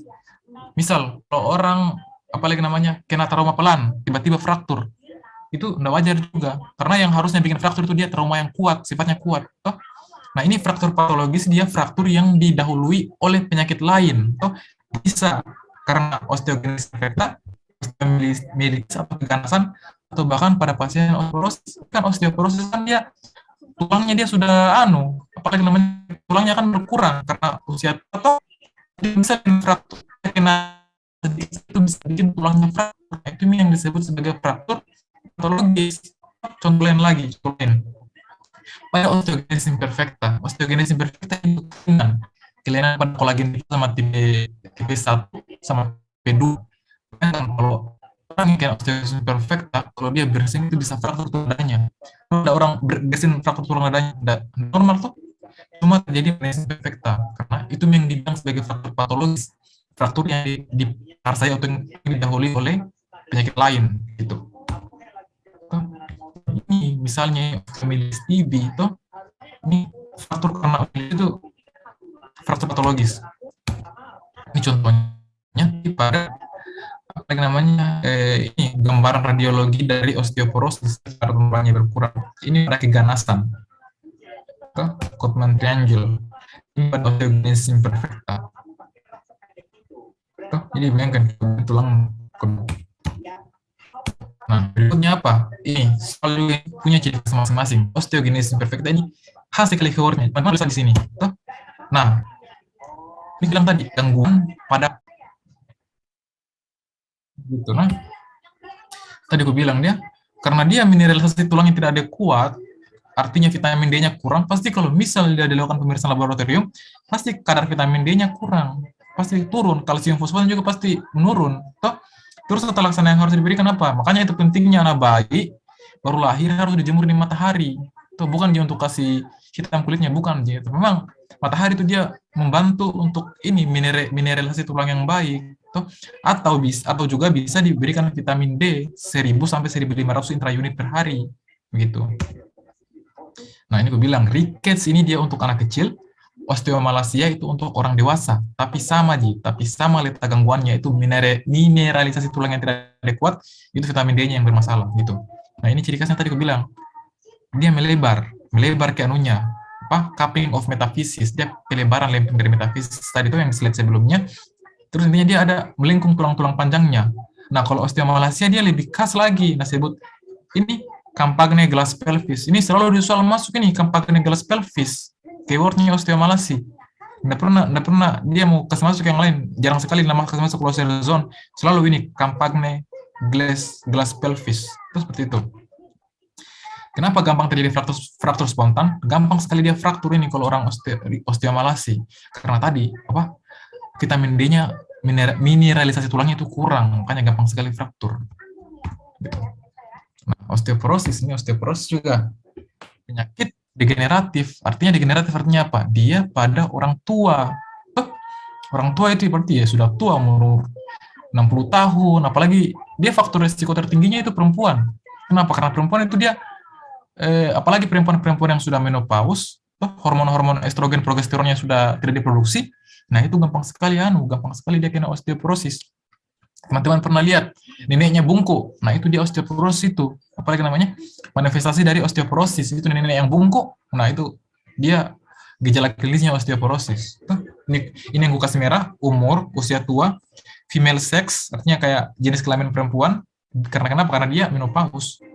Terus biasa dipengaruhi juga dengan ini, low weight, atau apalagi namanya, kayak BMI-nya, IMT-nya besar, biasa yang memperparah orang osteoporosis itu dia ketika berat badannya berlebih. Terus ini juga, penggunaan obat-obat steroid yang berlebihan.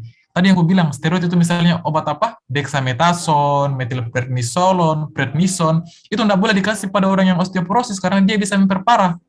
Toh? Nggak boleh dikasih orang yang osteoporosis itu obat-obat steroid tadi yang aku bilang, dexa, metilprednisolon, sama prednison itu nggak boleh dikasih karena dia memperparah. Gitu. Jadi salah satu efek samping dari obat-obat steroid itu adalah tadi memperparah mempercepat terjadinya osteoporosis. Gitu. Nah, ini yang aku bilang. Jadi kalau teman-teman yang masih muda, pasti kalau ketika dilakukan pengukuran, apalagi namanya DXA atau pengukuran tulang, pasti dia kayak gini, pasti dia masih padat kepadatan tulangnya. Tapi kalau orang yang sudah tua ya seperti ini, dia bakal lebih jarang-jarang, lebih tidak padat, makanya gampang sekali fraktur ini. Itu tadi aku bilang, kalau fraktur yang diakibatkan oleh osteoporosis atau karena penyakit lain, itu dia fraktur yang bersifat patologis. Nah, ini yang aku bilang tadi. Jenis-jenis osteoporosis itu dia ada yang primer sama ada yang sekunder. Toh, intinya dia, yang primer itu dia bukan karena penyakit. Dia terjadi karena proses alamiah. Orang tua umur 70 tahun itu osteoporosis itu wajar karena memang sudah tua dia. Tapi kalau misal teman-teman yang baru umur 20 tahun sudah osteoporosis itu sudah masuk osteoporosis sekunder karena tidak wajar. Karena teman-teman tidak seharusnya mengalami osteoporosis di usia yang semuda itu. Toh, harus orang tua itu dia osteoporosis. Jadi intinya yang primer itu dia osteoporosis yang terjadi secara alamiah, orang tua, sudah tua. Bisa karena kekurangan androgen ini bisa estrogen sama testosteron, estrogen pada wanita, testosteron pada laki-laki. Sementara yang berikutnya ada karena proses penuaan, jadi normal ini. Nah, terus yang sekunder itu dia misal karena infeksi, karena keganasan, pemakaian obat-obatan tertentu, misalnya tadi apa? Steroid misalnya apa? Dexamethasone, metilprednisolon sama prednison. Gitu. Idiopatik itu dia namanya idiopatik, dia tidak diketahui etiologinya, biasanya terjadi pada anak-anak, biasa disebut sebagai osteoporosis juvenil atau osteoporosis idiopatik. Jadi kalau misalnya di soal dia bilang seorang anak berusia 7 tahun mengalami ketika dilakukan apalagi namanya tes apalagi dexa itu kan gold standar untuk melakukan tes osteoporosis. Terus nilai tes skornya di bawah 2,5, artinya kalau dia nilai tes skor di bawah 2,5 itu dia masuk dalam kategori apalagi osteoporosis. Nah gitu. Jadi ketika anak-anak yang usia 7 tahun terus mengalami osteoporosis itu disebut sebagai osteoporosis idiopatik atau osteoporosis juvenil. Sama aja namanya. Nah, paling sering itu dia pada anak remaja sama anak-anak usia pertengahan yang umur 20-an. Jadi teman-teman yang umur 20-an ini dia ketika mengalami osteoporosis itu dia masuk dalam kategori osteoporosis juvenil gitu. Nah, apa yang berperan pada osteoporosis ini? Hormon paratiroid hormon, estrogen, testosteron, kalsitonin, vitamin D, rangkel sama RAMK. Ini pernah masuk di soal ini yang ini, kalau nggak salah ingat Kak. Intinya ini yang berperan, tapi mekanismenya udah dijelaskan di sini karena bakal panjang lagi ceritanya. Oke, diagnosis. Nah, ini yang aku bilang. Jadi gold standar dalam mendiagnosis osteoporosis itu adalah DXA atau DEXA. Jadi ini gold standarnya ini, DXA atau DEXA. Bukan gambaran fototoraks, apalagi pemeriksaan lab. Dia gold standar untuk diagnosisnya adalah DEXA atau DXA. Tuh, namanya dual energi X-ray absorptiometry. Tuh. Jadi singkatannya DEXA. Terus dia apalagi namanya interpretasinya kalau dia nilai tes skornya itu di bawah 2,5, dia baru bisa dikatakan osteoporosis. T-score under 2,5 is osteoporosis gitu. Toh? Nah ini Mi, kalau misal dia osteoporosis itu dia di bawah ini 2,5. Toh? Terus osteopenia itu dia 1,0 sampai 2,5. Normalnya itu dia 1,0. Toh? Kalau dia severe osteoporosis itu dia di bawah 2,5 anunya, apa nilai test score-nya. Nah, nilai test score ini dia diukur dari DEXA ini. Toh DEXA ini gold standar. Nah, teman-teman harus ingat. Dari ketika di soal dia bilang gold standar dalam menentukan seorang pasien osteoporosis atau tidak adalah bla bla. Ada yang tidak masuk X-ray, ada yang tidak masuk pemeriksaan darah rutin, ada yang tidak masuk pemeriksaan laboratorium lainnya atau misalnya pemeriksaan elektrolit. Terus ada pilihan DXA atau DEXA. Nah, berarti teman-teman harus jawab yang DXA atau DEXA karena itu merupakan gold standar dari pemeriksaan osteoporosis gitu. Nah, tata laksana ini osteoporosis tidak bisa disembuhkan karena dia penyakit degeneratif orang tua. Yang bisa kita lakukan ya ini cuma terapi non farmakologis, misalnya aktivitas fisik secara teratur, terus asupan kalsium, tinggi kalsium misalnya 1000, biasa sampai 1000 sampai 1500 mg per hari. Tapi ini dia tidak bisa menyembuhkan, dia cuma mencegah dan memperlama gitu. Farmakologis ini jarang sekali, palingan cuma ini kayak misal kayak bifosfonat, kalsitonin, toh. Tapi itu pun jarang. Biasa orang pasien osteoporosis tidak perlu diobati karena tidak bisa disembuhkan. Ini cuma asupan kalsium saja sama biasa kan dia olahraga. Yang paling penting itu edukasi. Nah, ini juga systemic lupus of erythematosus, ini SLE. Nanti teman-teman tidak boleh apalagi namanya salah diagnosis ini, nah karena mirip-mirip pemeriksaan laboratoriumnya dengan RA. Jadi RA itu kan dia apalagi namanya faktor genetik. SLE juga faktor genetik, makanya ada pemeriksaan lab yang mirip. Nah, ini singkatannya SOAP MD, serositis, oral ulcer, artritis, fotosensitivitas, Malarash, discoid. Kemudian ada brain itu blood disorder, R-nya renal disease, A-nya ANA positif, I-nya immunological disorder, sama N-nya neurological disease. Jadi dia di sini systemic lupus erythematosus itu dia mengenai multi apalagi namanya multi sistem, mulai dari kulit, mulai dari sendi, kemudian mulai dari hematologi, ginjal, toh bahkan neurological disease dia bisa kena gitu. Jadi dia multi sistem. Singkatannya ini SWAP Brain MD. Oke, nah ini keywordnya apa? Ini biasa masuk butterfly rash atau malar rash. Jadi ini keywordnya untuk SLE. Toh, ingatlah kalau dia etiologinya karena faktor genetik, dia biasa simetris kiri kanan. Makanya tadi gue bilang RA kiri kanan, anunya gangguan sendinya. SLE juga kiri kanan. Kalau misal dia apalagi namanya malarashnya atau gangguan kulitnya dia kena di pipi kiri, berarti harusnya juga kena di pipi kanan. Kalau misal dia asimetris, dia itu bukan SLE. Dan mungkin dia asimetris, dia harus simetris kiri kanan. Toh, seperti yang aku bilang, dia Malarash, tapi karena dia mirip kupu-kupu, makanya disebut sebagai butterfly rash. Tuh ini butterfly rash, kayak disebut sebagai. Ini juga dia kena artritis, gangguan sendi juga bisa. Karena tadi aku bilang dia multisistemik. Dia bisa kena sendi, kena kulit, kena ginjal, bahkan kena sistem neurologis. Neurologis misalnya apa? Penurunan kesadaran, Cashman orangnya bisa sampai segitu. Tuh oral ulcer, luka di mulutnya. Kemudian fotosensitivitas, artinya apa? Dia sensitif sama cahaya, dia tidak bisa kena cahaya matahari, karena kalau kena cahaya matahari, dia bisa bermasalah pada kulitnya, gitu. Gangguan hemolit, maksudnya gangguan darah, apalagi namanya hematologi, misalnya anemia hemolitik, leukopenia, trombositopenia. Jadi kalau misalnya di soal dia sudah bilang, apalagi namanya multisistemik, dia sudah kasih masuk malarash, dia sudah kasih masuk gangguan sendi, dia sudah kasih masuk fotosensitivitas, dia sudah kasih masuk trombositopenia di situ, nah berarti dia mengarahkan ke situ. Oke, SLE, systemic lupus erythematosus. Nah ini keywordnya apalagi namanya gangguan imunnya, biasa kasih masuk ini salah satunya. Antibody, setelah DNA antibody, anti-SM antibody, sama antifosfolid antibody. Tapi yang paling sering itu dia adalah ini dia, anates. Anates ini dia paling sering masuk di soal. Biasa SLE itu dia anatesnya positif. Anti DNA bagus kalau teman-teman hafal, anti SM, anti fosfolipid bagus teman-teman hafal. Tapi yang paling sering masuk di soal itu dia anatesnya positif. Toh? Toh? Jadi ini kriteria untuk diagnosis dari SLE. Toh? Sledge Classification Criteria for Systemic Lupus Erythematosus. Jadi dia di sini masukkan dua kriteria, ada clinical kriteria sama immunological kriteria. Clinical kriteria ini dimasukkan nih kayak gejala-gejalanya kayak akut cutaneous lupus, chronic cutaneous lupus, oral, arthritis, cirrhosis, renal, neurological, hemolytic anemia, leukopenia, trombositopenia. Intinya itu. Terus diagnosisnya apa? Ketika ditemukan lebih dari sama dengan 4 kriteria, sekurang-kurangnya 1 klinik atau 1 laboratorium. Jadi kalau misalnya teman-teman sudah dapatkan 4 kriteria dari sini, 4 dari sini dan sini. Jadi misal di soal dia temukan artritis, terus ditemukan oral ulcer, terus ditemukan trombositopenia, terus ditemukan tadi malah rash, terus ditemukan lagi ini anates positif. Oh, teman-teman sudah bisa mendiagnosis dia itu SLE karena berdasarkan sledge dia itu minimal lebih dari sama dengan 4 gejala gitu.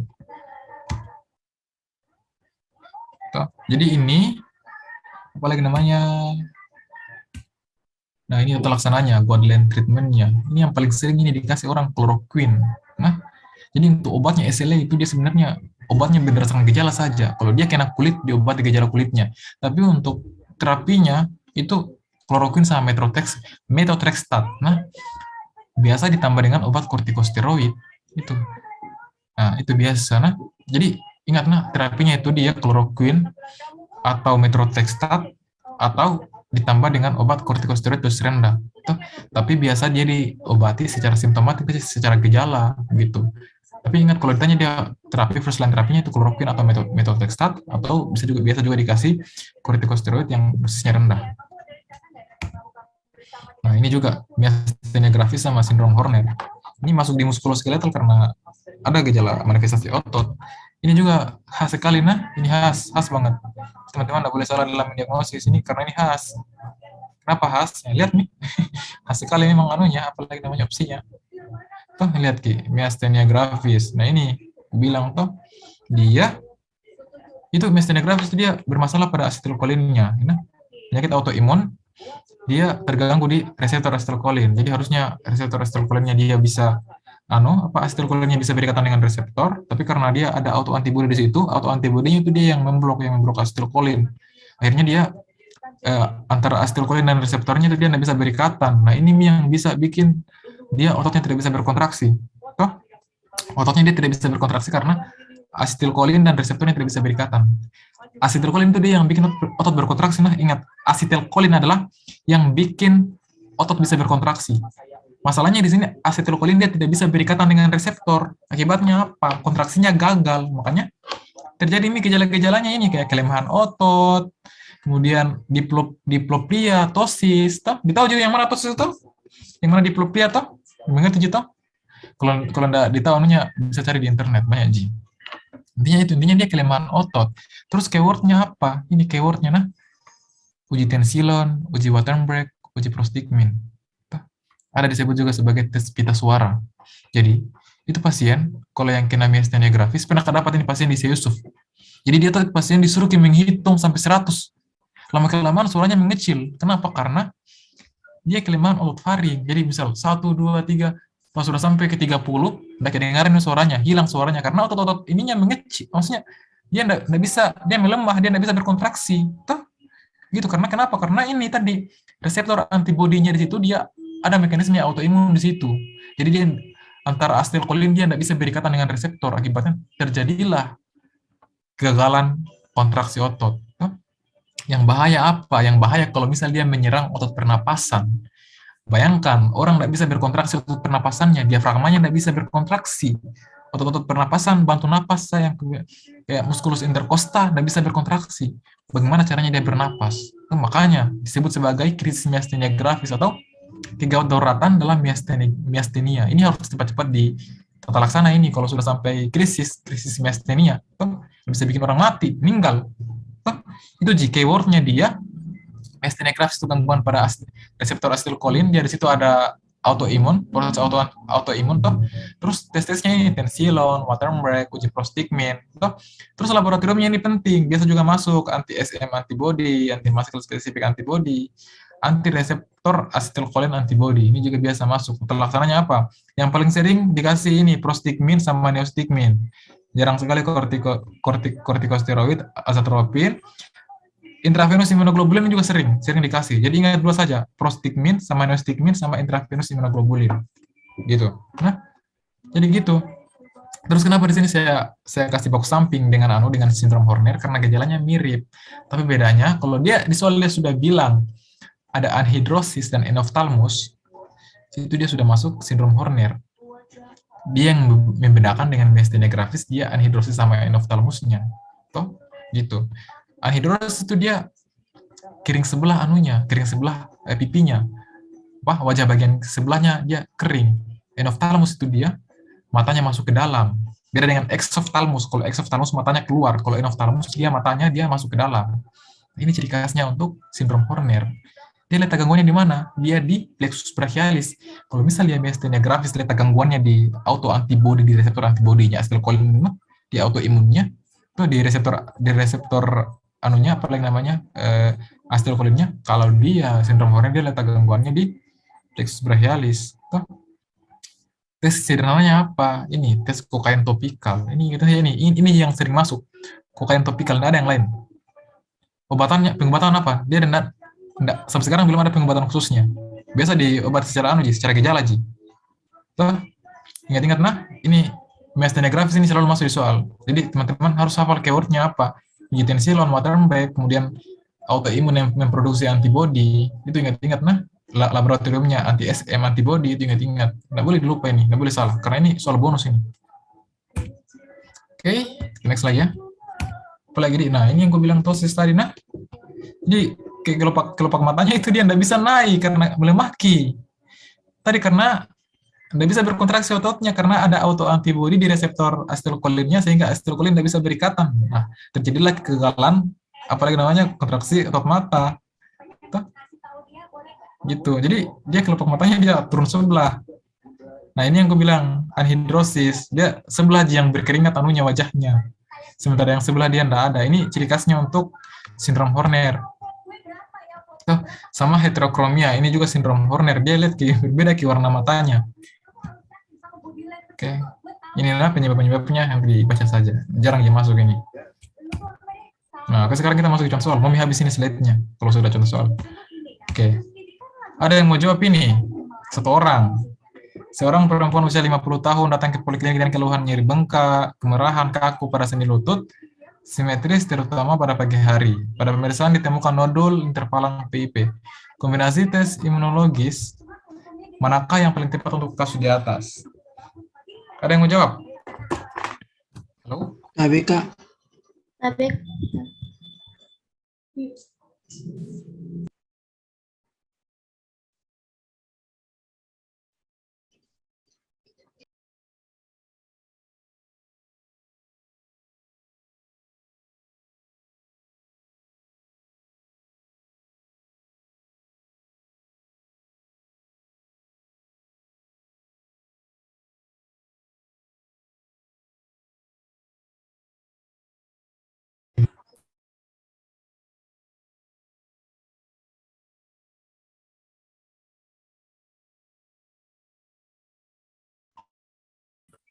Halo? Kedengaran nih suaraku tadi tak keluar karena jeljar. KBY Kak dengerin. Oke, saya share ulang ya. Tadi yang Andreas Yubilum mau jawab. Tadi diagnosisnya apa Andreas? ABK Diagnosis apa? Rheumatoid arthritis Kak. Rheumatoid arthritis. Oke, benar mendiagnosisnya. Teman-teman harus tahu dulu mendiagnosisnya. Diagnosisnya tadi RA. Toh? Terus kalau diagnosisnya RA, kira-kira wait, tunggu dulu. Oke, karena kelihatan nih jawabannya, ini jawabannya rheumatoid factor sama anti CCP Jadi ini RF sama CCP. Jadi karena dia rheumatoid arthritis berarti rheumatoid faktornya itu harus positif. Jadi yang harus kita eliminasi pertama adalah opsi D sama opsi E. Toh? Jadi teman-teman harus eliminasi ini opsi D sama opsi E, yang ada RF-nya saja yang dipilih. Masalahnya yang ada RF di sini ada 3, ada ABC. Apakah dia anti dsDNA, apakah dia ANA, apakah dia anti CCP. Nah, yang anti dsDNA ini pada apa tadi? Pada apa? Ada yang masih ingat? Pada? Kalau misal RF-nya negatif, kalau RF-nya positif terus anti dsDNA positif, dia arahkan kemana, Bang? Atau ANA-nya positif? Oke. Alivia? Tapi Kak, penyakit lupus Kak, tadi Kak. Ya, lupus. dsDNA sama ANA positif itu dia lupus. Jadi opsi A sama opsi B ini dia lupus. Nah, jadi lupus itu dia metode faktornya bisa positif, bisa negatif. Dia terserah maunya apa. Tapi kalau dia apalagi namanya RA, dia harus positif RF-nya. Kalau dia negatif, dia tidak mungkin RA. Pasti dia mau arahkan ke lupus. Tuh. Itu jadi ingat. Nah, oke. Berikutnya ini langsung saya kasih Wald. McMurray tesnya positif, Lehmann tes negatif. Diagnosisnya apa? McMurray apa? Aku bilang tuh ini contoh soal ini 2 tahun lalu kah? Pasti dia kasih masuk keyword seperti ini. Jadi teman-teman harus hafal saja keywordnya, kata kunci. Itu nggak usah terlalu banyak dipelajari. Tricky. Andreas, apa jawabannya? TBK meniskus tir, Kak. Nah, meniskus. Jawabannya ini meniskus tir. Nah, kalau Lehmann tes untuk apa? Ada yang tahu? Lehmann? TBK. TBK, Ya. ACL. Rachel, Kak. Ya, pintar semua dia adik-adikku. ACL. Bah. Pintar nih. Meniskus tir. Oke. Nah. Oke, kita baca dulu soalnya ini. Sebelum baca juga ini, 30 tahun ke IGD, luka bits kanannya. 30 cm. Dalam keadaan sadar pada pemeriksaan fisik didapatkan luka ukuran 5x2 kali 1. Berarti dia berapa luasnya? 10 cm. Terus misalnya luka ukuran 5x1 dengan perdarahan tampak menonjol keluar. Berarti dia termasuk dalam fraktur apa ini? Terbuka atau tertutup? TBK fraktur terbuka, Kak. Ya, fraktur terbuka. Nah, grade berapa? 1, 2, 3? TBK 3C, Kak. Ya, pintar. Grade 3C. Nah, toh dia sudah ada perdarahan, toh aspek anti perdarahan, toh arteria dorsalis pedis dan tibialis posterior dia masih teraba ya, masih stabil lah kalau masih teraba, toh. Kalau dia sudah kasih masuk sampai shock di sini, pintar sekali kalau dia 3C. Apakah penanganan awal pada pasien ini? Apa alasan awalnya? Ingat nah, prinsip fraktur itu dia ABC, airway breathing circulation. Circulation di sini dia masuk perdarahan, diapai kalau dia berdarah gitu, supaya enggak keluar darahnya, diapai? TBK dibebat, Kak. Ya, ditutup. Jadi itu prinsipnya, nah, prinsip tata laksana awal itu harus utamakan gawat darurat sesuai dengan apalagi motonya fakultas atau kayak gawat daruratan medis. Jadi itu bukan sembarangan karena memang apalagi namanya kayak tata laksana trauma, fraktur, itu harus diutamakan prinsip ABC, airway breathing circulation, airway airway apakah dia lihat pernafasannya, breathing apakah ada sumbat atau enggak, circulation itu lihat dia anunya, apakah dia masih teraba nadinya, kalau ada perdarahan tutup perdarahannya itu masuk di circulation. Toh, jadi tata laksana awal itu dia tekan sama pasang bidai. Apa tujuannya dipasangi bidai? Ada yang tahu? TBK supaya tidak terjadi pergerakan, Kak. Ya, pergerakan berlebih. Karena kalau ada pergerakan berlebih bisa bikin apa? Bisa bikin frakturnya makin parah. Nah, kira-kira setelah kau lakukan bebat tekan, apalagi tata laksana berikutnya? Setelah kau tutup perdarahannya ini, sudah kau pasang bidai, apalagi berikutnya? Ya, ini pasang intravena, dia diinfus dulu, tuh, distabilkan dulu, baru bisa kau kasih antibiotik. Tuh. Antibiotik untuk apa? Karena dia fraktur terbuka, dia gampang sekali infeksi, makanya harus dikasih antibiotik. Tuh. Bisa juga kau kasih anti tetanus serum, dia supaya tidak kena tetanus, bisa juga. Pemeriksaan radiologi sih nanti pi. Ini mau dinilai dia frakturnya bagaimana. Tuh. Tapi intinya yang terlaksana awal yang harus kau kasih itu dia adalah kau tutup perdarahannya. Kalau bisa pasang bidai. Oke. Next lagi ya. Nah, ini ada yang mau jawab ini, Wattenberg break positif. Wattenberg break positif. Letak lesi pada kasus tersebut ada di mana? Ada yang mau jawab? Diagnosis dulu, diagnosisnya apa? Diagnosisnya? Wattenberg break positif? ABK miastenia gravis, Kak. Oke, miastenia grafis. Di mana letak gangguannya? TBK di neuromuscular junction, Kak. Ya, neuromuscular junction lebih tepatnya di mana? Yang mananya yang terganggu? Ada yang ingat? Ini secara umum. Kalau dia secara ABK spesifik di dia mau Molina, Kak. gimana? Molina, Kak. ABK asetilkolinnya, Kak. Asetilkolin di reseptor asetilkolinnya itu yang bermasalah, ada autoimun toh. Jadi ada benda asing yang menempel sehingga harusnya yang menempel itu dia asetilkolin sama reseptor, tapi di reseptornya dia dipenuhi sama autoimun, akhirnya asetilkolin dia tidak kenal reseptornya sendiri, jadi kayak nanggap ke orang asing itu reseptornya, akhirnya tidak berikatan dengan mereka gitu. Jadi kalau secara apalagi namanya, kalau secara umum dia neuromuscular junction, kalau secara spesifik dia letak masalahnya di reseptor asetilkolinnya gitu. Oke. Apa ini? Oke, ini ada hidrosis pada wajah kanan sama ptosis. Rasa kering pada wajah karena menutup pupil kontriksi. Karena anhidrosis ini keyword utamanya. Diagnosisnya apa?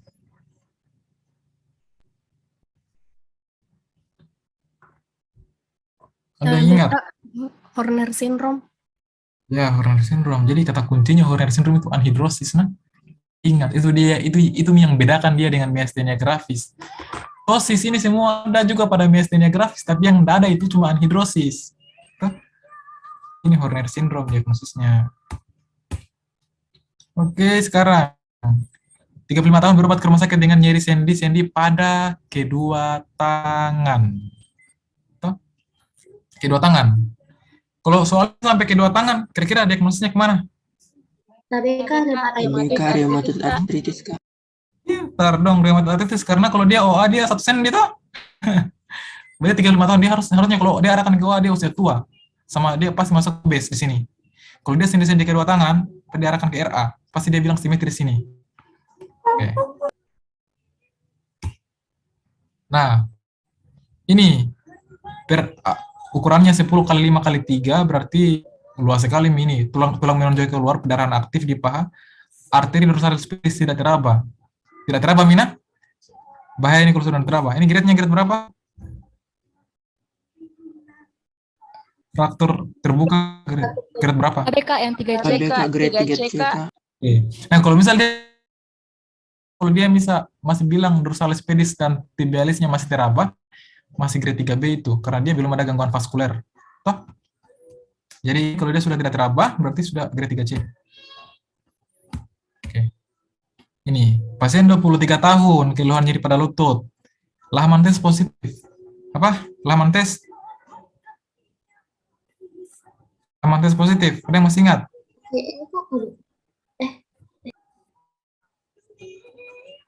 Lahaman tes. Ya, anterior ligamen ACL. Ya, pintar. Oke, ini juga Wattenberg test positif. Ini soal semua ini, nah. Soal-soal yang 2 tahun, 3 tahun lalu atau tahun lalu saya ambil ini. Wattenberg test positif. Ada yang masih ingat? Apa? Miastenia gravis, Kak. Grafis, oke, pintar. Terus sama, nah. Wattenberg positif. Terapi apa yang dikasih? Terapi apa? Tadi ada yang masih ingat? Terapinya tadi, kalau dia miastenia gravis kan Wattenberg ini pasti diagnosisnya miastenia. Terapinya apa kalau miastenia gravis? Ingat? Jawabannya? Cairan inhibitor. Nggak ada tadi kayaknya dikasih ini deh. Tapi aku tahu nih jawabannya apa. Jadi terapinya, kita kembali ke slide tadi, Di. Oke. Kita kembali ke slide tadi, nah, supaya teman-teman ingat. Nah, ini terapinya nih, miastenia gravis. Acetylcholine esterase inhibitor.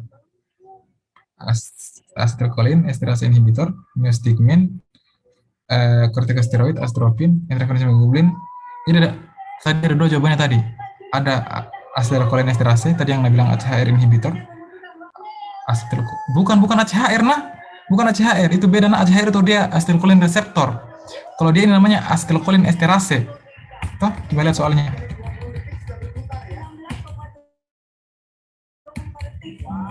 Tadi.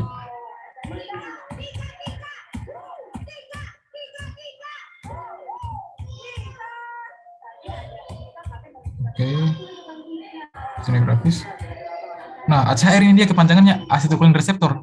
Sementara tata laksananya itu dia acetylcholine esterase inhibitor, bukan ACHR Kecuali dia kasih masuk acetylcholine esterase inhibitor, misalnya prostigmin, neostigmin, nah itu benar.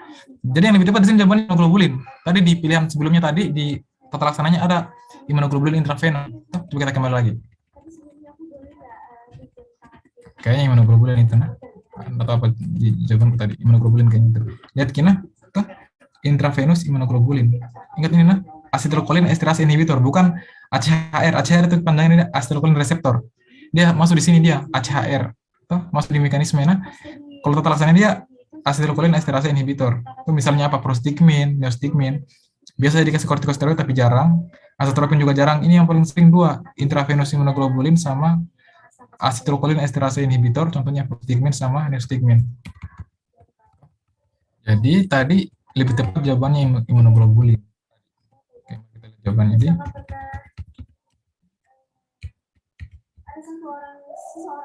Tuh, bilang memang immunoglobulin. Oh, jadi ini immunoglobulin, bedakan yang mana acetylcholine esterase sama bedakan sama acetylcholine reseptor, gitu. Oke. DEXA, ingat DEXA itu gold standar untuk diagnosis osteoporosis. Dia ditegakkan kalau dia nilainya berapa? Nilai apanya? T-score kah atau Z-score? TBK nilai tes skornya Kak. Nah, nilai Dari score. 2,5. Ya, kurang dari 2,5 tuh. Gitu. Ini tes Thomson positif. Apa? Thomson positif. Ada ingat enggak? Thomson test positif itu? Achilles, Kak. Ya, seperti Achilles. Diskus yang robek. Tes di bawah ini kecuali? Diskus. Tesnya kecuali apa? TBK das Lahman. Ya, Lahman untuk apa? KPK untuk ACL, Kak. Ya, pintar dong, ACL. Oke. Nah, apa ini? Perempuan usia 54 tahun, nyeri lutut. Diagnosis apa? Perempuan 54 tahun, nyeri lutut. Diagnosis apa? TBK osteoartritis, Kak. Jangan baca selesai soalnya, karena pasti itu Tuh OA. Kalau dia masukkan gue, pasti dia kasih masuk di sini MTP1, terus dia riwayat makan kacang-kacangan jeroan. Kalau dia kasih masuk era, pasti dia multisendi, terus kiri kanan, gitu. Kamu punya cara bedakannya, toh? Wanita 65 tahun, merasakan hilang timbul peradangan kaku pada lutut. Selain itu, pasien juga merasa bunyi gemeretak. Diagnosis sementaranya apa? Perempuan 65 tahun. Hilang timbul. OA primer. Dia itu kalau OA primer tadi etiologinya itu karena usia, sama biasa karena jenis kelaminnya perempuan. Toh? Karena perempuan kan lebih cepat mengalami menopause, toh? Jadi jawabannya primer. Nah, kalau misal dia sekunder, pasti dia mau arahkan teman-teman ada penyakit yang mendasari, misalnya karena keganasan kah, atau karena apalagi namanya osteomielitis kah, intinya dia ada penyakit yang mendasari. Tapi kalau etiologinya karena dia usia, terus karena dia sudah tua, karena dia perempuan, berarti dia mau arahkan ke OA yang primer. Oke. Ini juga wanita 80 tahun keluhan sakit punggung kiri, jatuh dari tempat tidur, tidak bisa berjalan karena sakit pada pangkal kiri, radiolog menunjukkan fraktur pada femur kiri dan fraktur kompresi pada vertebra torakal 10, kelainan yang dialami, yang mungkin dialami apa? Wanita 80 tahun, datang dengan keluhan sakit punggung kiri setelah jatuh dari tempat tidur, tidak bisa jalan karena sakit. Radiologis menunjukkan dia ada fraktur pada femoris kirinya, ada fraktur kompresi pada vertebra torakal 10. Kelainannya apa yang mungkin ini? Ingat wanita 80 tahun, tua Mi. Berarti kita harus pilih yang degeneratif. TBK Yang degeneratif di sini apa? TBK TBK osteoporosis Kak. osteoporosis, Kak. Osteoporosis. Ada jawaban lain yang mungkin selain osteoporosis. Kalau defisiensi vitamin D tadi dia nama penyakitnya apa?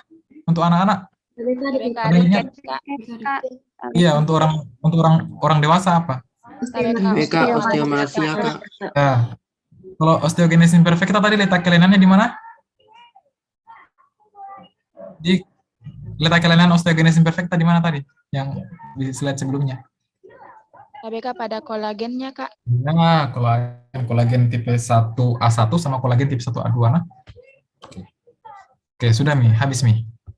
Oke, nanti soalnya kirim nah, soal yang tadi kalian hafal saja. Pokoknya apalagi namanya kalau sudah ada Mi jalan, kalau sudah mepet waktunya, belajar soal saja, hafal soalnya, bakal masuk gitu pasti. Nah, siapa ini? Ketua angkatan yang sudah menacet Kak, nanti saya kirimkan. Ujiannya masih minggu depan toh? Masih minggu depan ya ujiannya.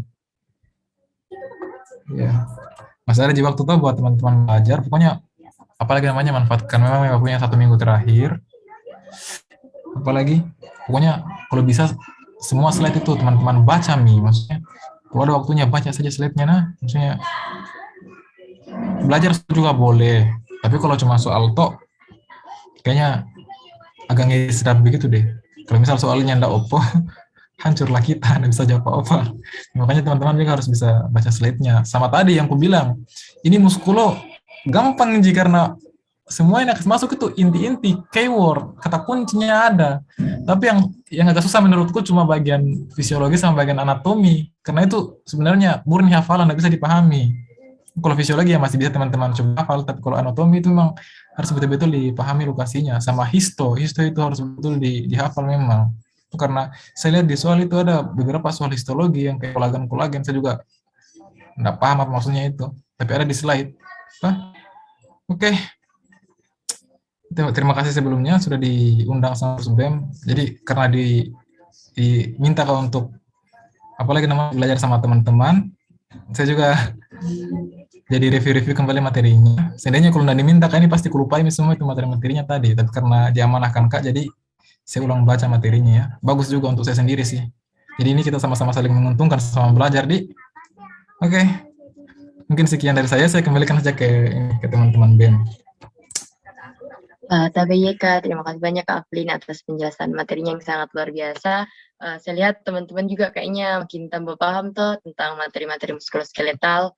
Semoga makin siap juga untuk hadapi ujiannya. Nah, mungkin untuk sesi selanjutnya saya buka sesi tanya jawab.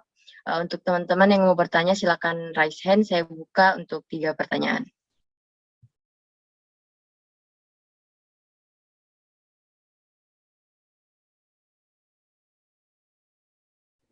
Kalau ada yang mau bertanya, cuma saja di mana Kak, di WA atau di mana? Aku jawab gitu.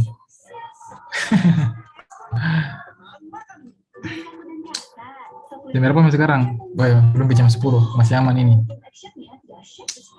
Jadi teman-teman bagaimana selama ini belajarnya? Rasa susah kah belajar biomedik, belajar FK? Ada yang mau kasih pendapatnya dulu? Karena saya terus terang waktu semester awal itu kayaknya susah sekali. Maksudnya susah materinya, susah dipahami. Tapi saya baru betul-betul mengerti materi FK itu semester akhir, semester 6, semester 7 baru mulai enak belajar. Tapi semester awal itu kebanyakan menangis saja yang aku bikin karena nggak paham Kak. Ya, teman-teman bagaimana? Maksudnya nggak kesusahan Ji belajar di FK?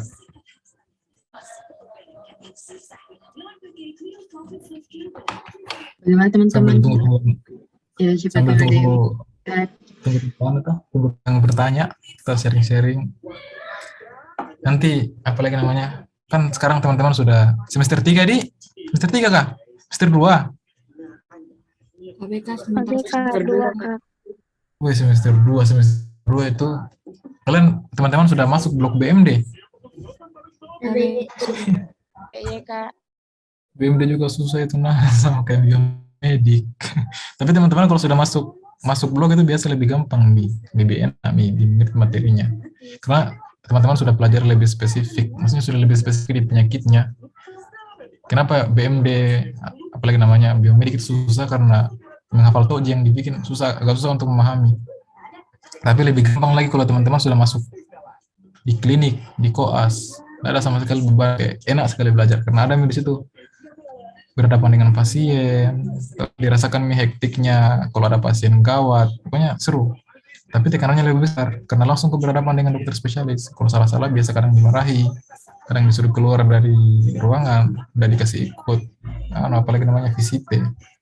Jadi itu nih, ya teman-teman harus belajar baik-baik sih kalau saya. Maksudnya dari sekarang ikhlaskan nih teman-teman ini nanti bakal jadi dokter. Kalau ada yang masuk terpaksa karena orang tuanya, pokoknya ikhlaskan nih, ikhlaskan dari dalam hati saja.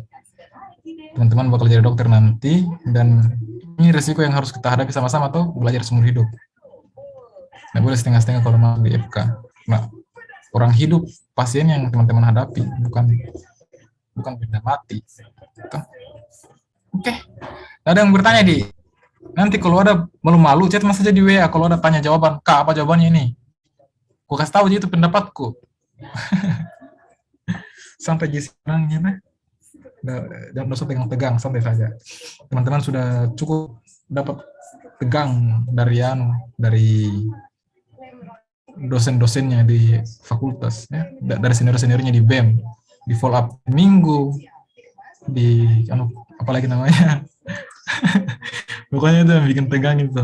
Tapi ya insya Allah teman-teman bakal bisa lewati sih, karena kayak kamu semua yang pengurus BEM itu pernah jadi kayak teman-teman juga, pernah di kader dan lain, tapi mereka di survive. Kalau teman-teman udah bisa lewati masa pengkaderan, bakal susah nanti.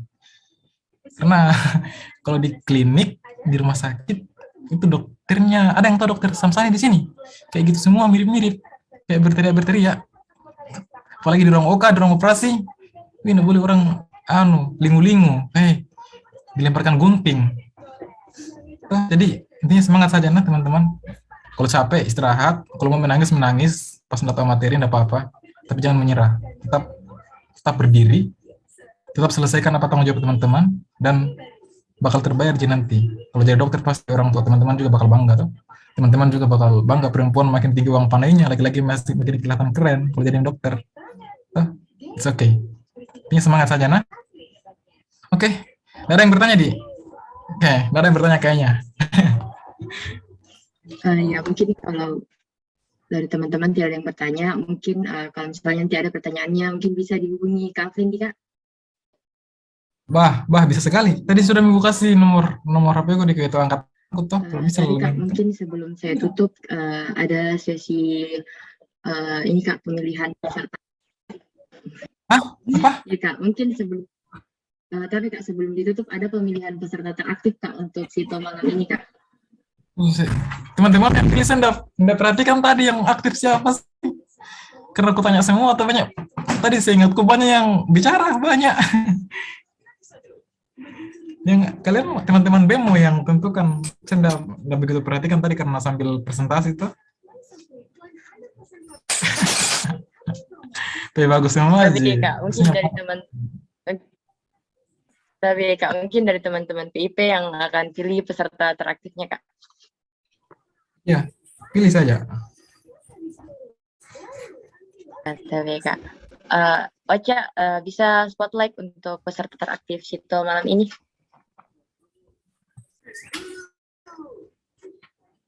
Iya, karena sering kusebut namanya ini anak tadi.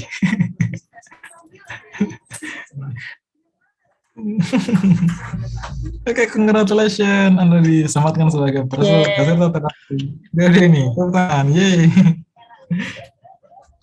Selamat Nabila Zahra Salsabil. Silakan hubungi kakak pendamping PIP-nya nah untuk dikirimkan hadiahnya. Nanti dapat mobil.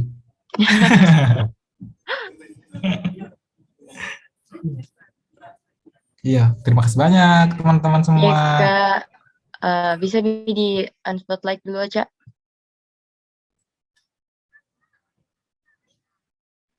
Tapi Kak, mungkin saya tutup nih Kak, karena Alhamdulillah sudah selesai untuk Sito malam ini. Terima kasih banyak Kak, terima kasih banyak juga untuk teman-teman atas waktu dan atensinya. Saya tutup dengan ucapan billahi fisabilillah, fastabiqul khairat. Wassalamualaikum warahmatullahi wabarakatuh. Waalaikumsalam warahmatullahi Waalaikumsalam warahmatullahi wabarakatuh. Saya sedikit ya. Iya, Kak. Izin. Kak, terima kasih banyak. Dadah. Assalamualaikum. Tapi ya Kak, tunggu. Dokumentasi dulu guys. Oh my God. Dulu dokumentasi dulu. Maunya tadi. Kak, tidak bisa. Itu mau tidak bisa. Kita dokumentasi saja. Nanti gampang lah kita SS recordnya guys ya. SS Mioca. Ayo on cam guys. Tunjukkan Kan dulu semua. wajah kalian. Oke. 1, 2, 3. Slide 2. 1, 2, 3. 3. Oke, makasih guys. Makasih guys. Dadah. Makasih, Semangat ujiannya. Semangat teman-teman. LK-nya. Semuanya, semangat. Teman-teman bagaimana Ji sukanya? Guys, bagaimana sukanya, guys? Kita alhamdulillah lancar, Kak. Nggak ada Ji kendala kerja sukanya. Kamu set yang begini kan, Kak? Tahu semua Ji tuh skenario dari anunya. Leave me mau leave, kita bicara-bicara saja. Yang mau tinggal. Yang mau bertanya. Guys, siapa bertanya tahu ada mau bagaimana sharing. sukanya. Susah jika, gampang jika. Atau dapat dokter siapa, atau dokter ini kayak begini. Bebas Ji. Aja guys, atau lancar aja semua. Atau ada mau ditanyakan. Atau masih bingung-bingung. Bertanya nih kalau mau bertanya. Bagaimana Ji teman-teman gampang Ji blok muskulo? Atau ada materi susah nanti dibantu supaya paham. Siap. Kak Unding yang bantu nih Kak. Mau acara. Oke guys, terima kasih teman-teman. Mungkin Ocha bisa stop record sama Enki. Enmi aja. Ini kan guys. Dadah guys. Semangat LK-nya sama ujiannya. Semangat sukanya. Semangat semuanya. Kerja misokanya guys. Dadah. Ini Kak, terima kasih banyak Kak. Terima kasih banyak, Kak. Terima kasih.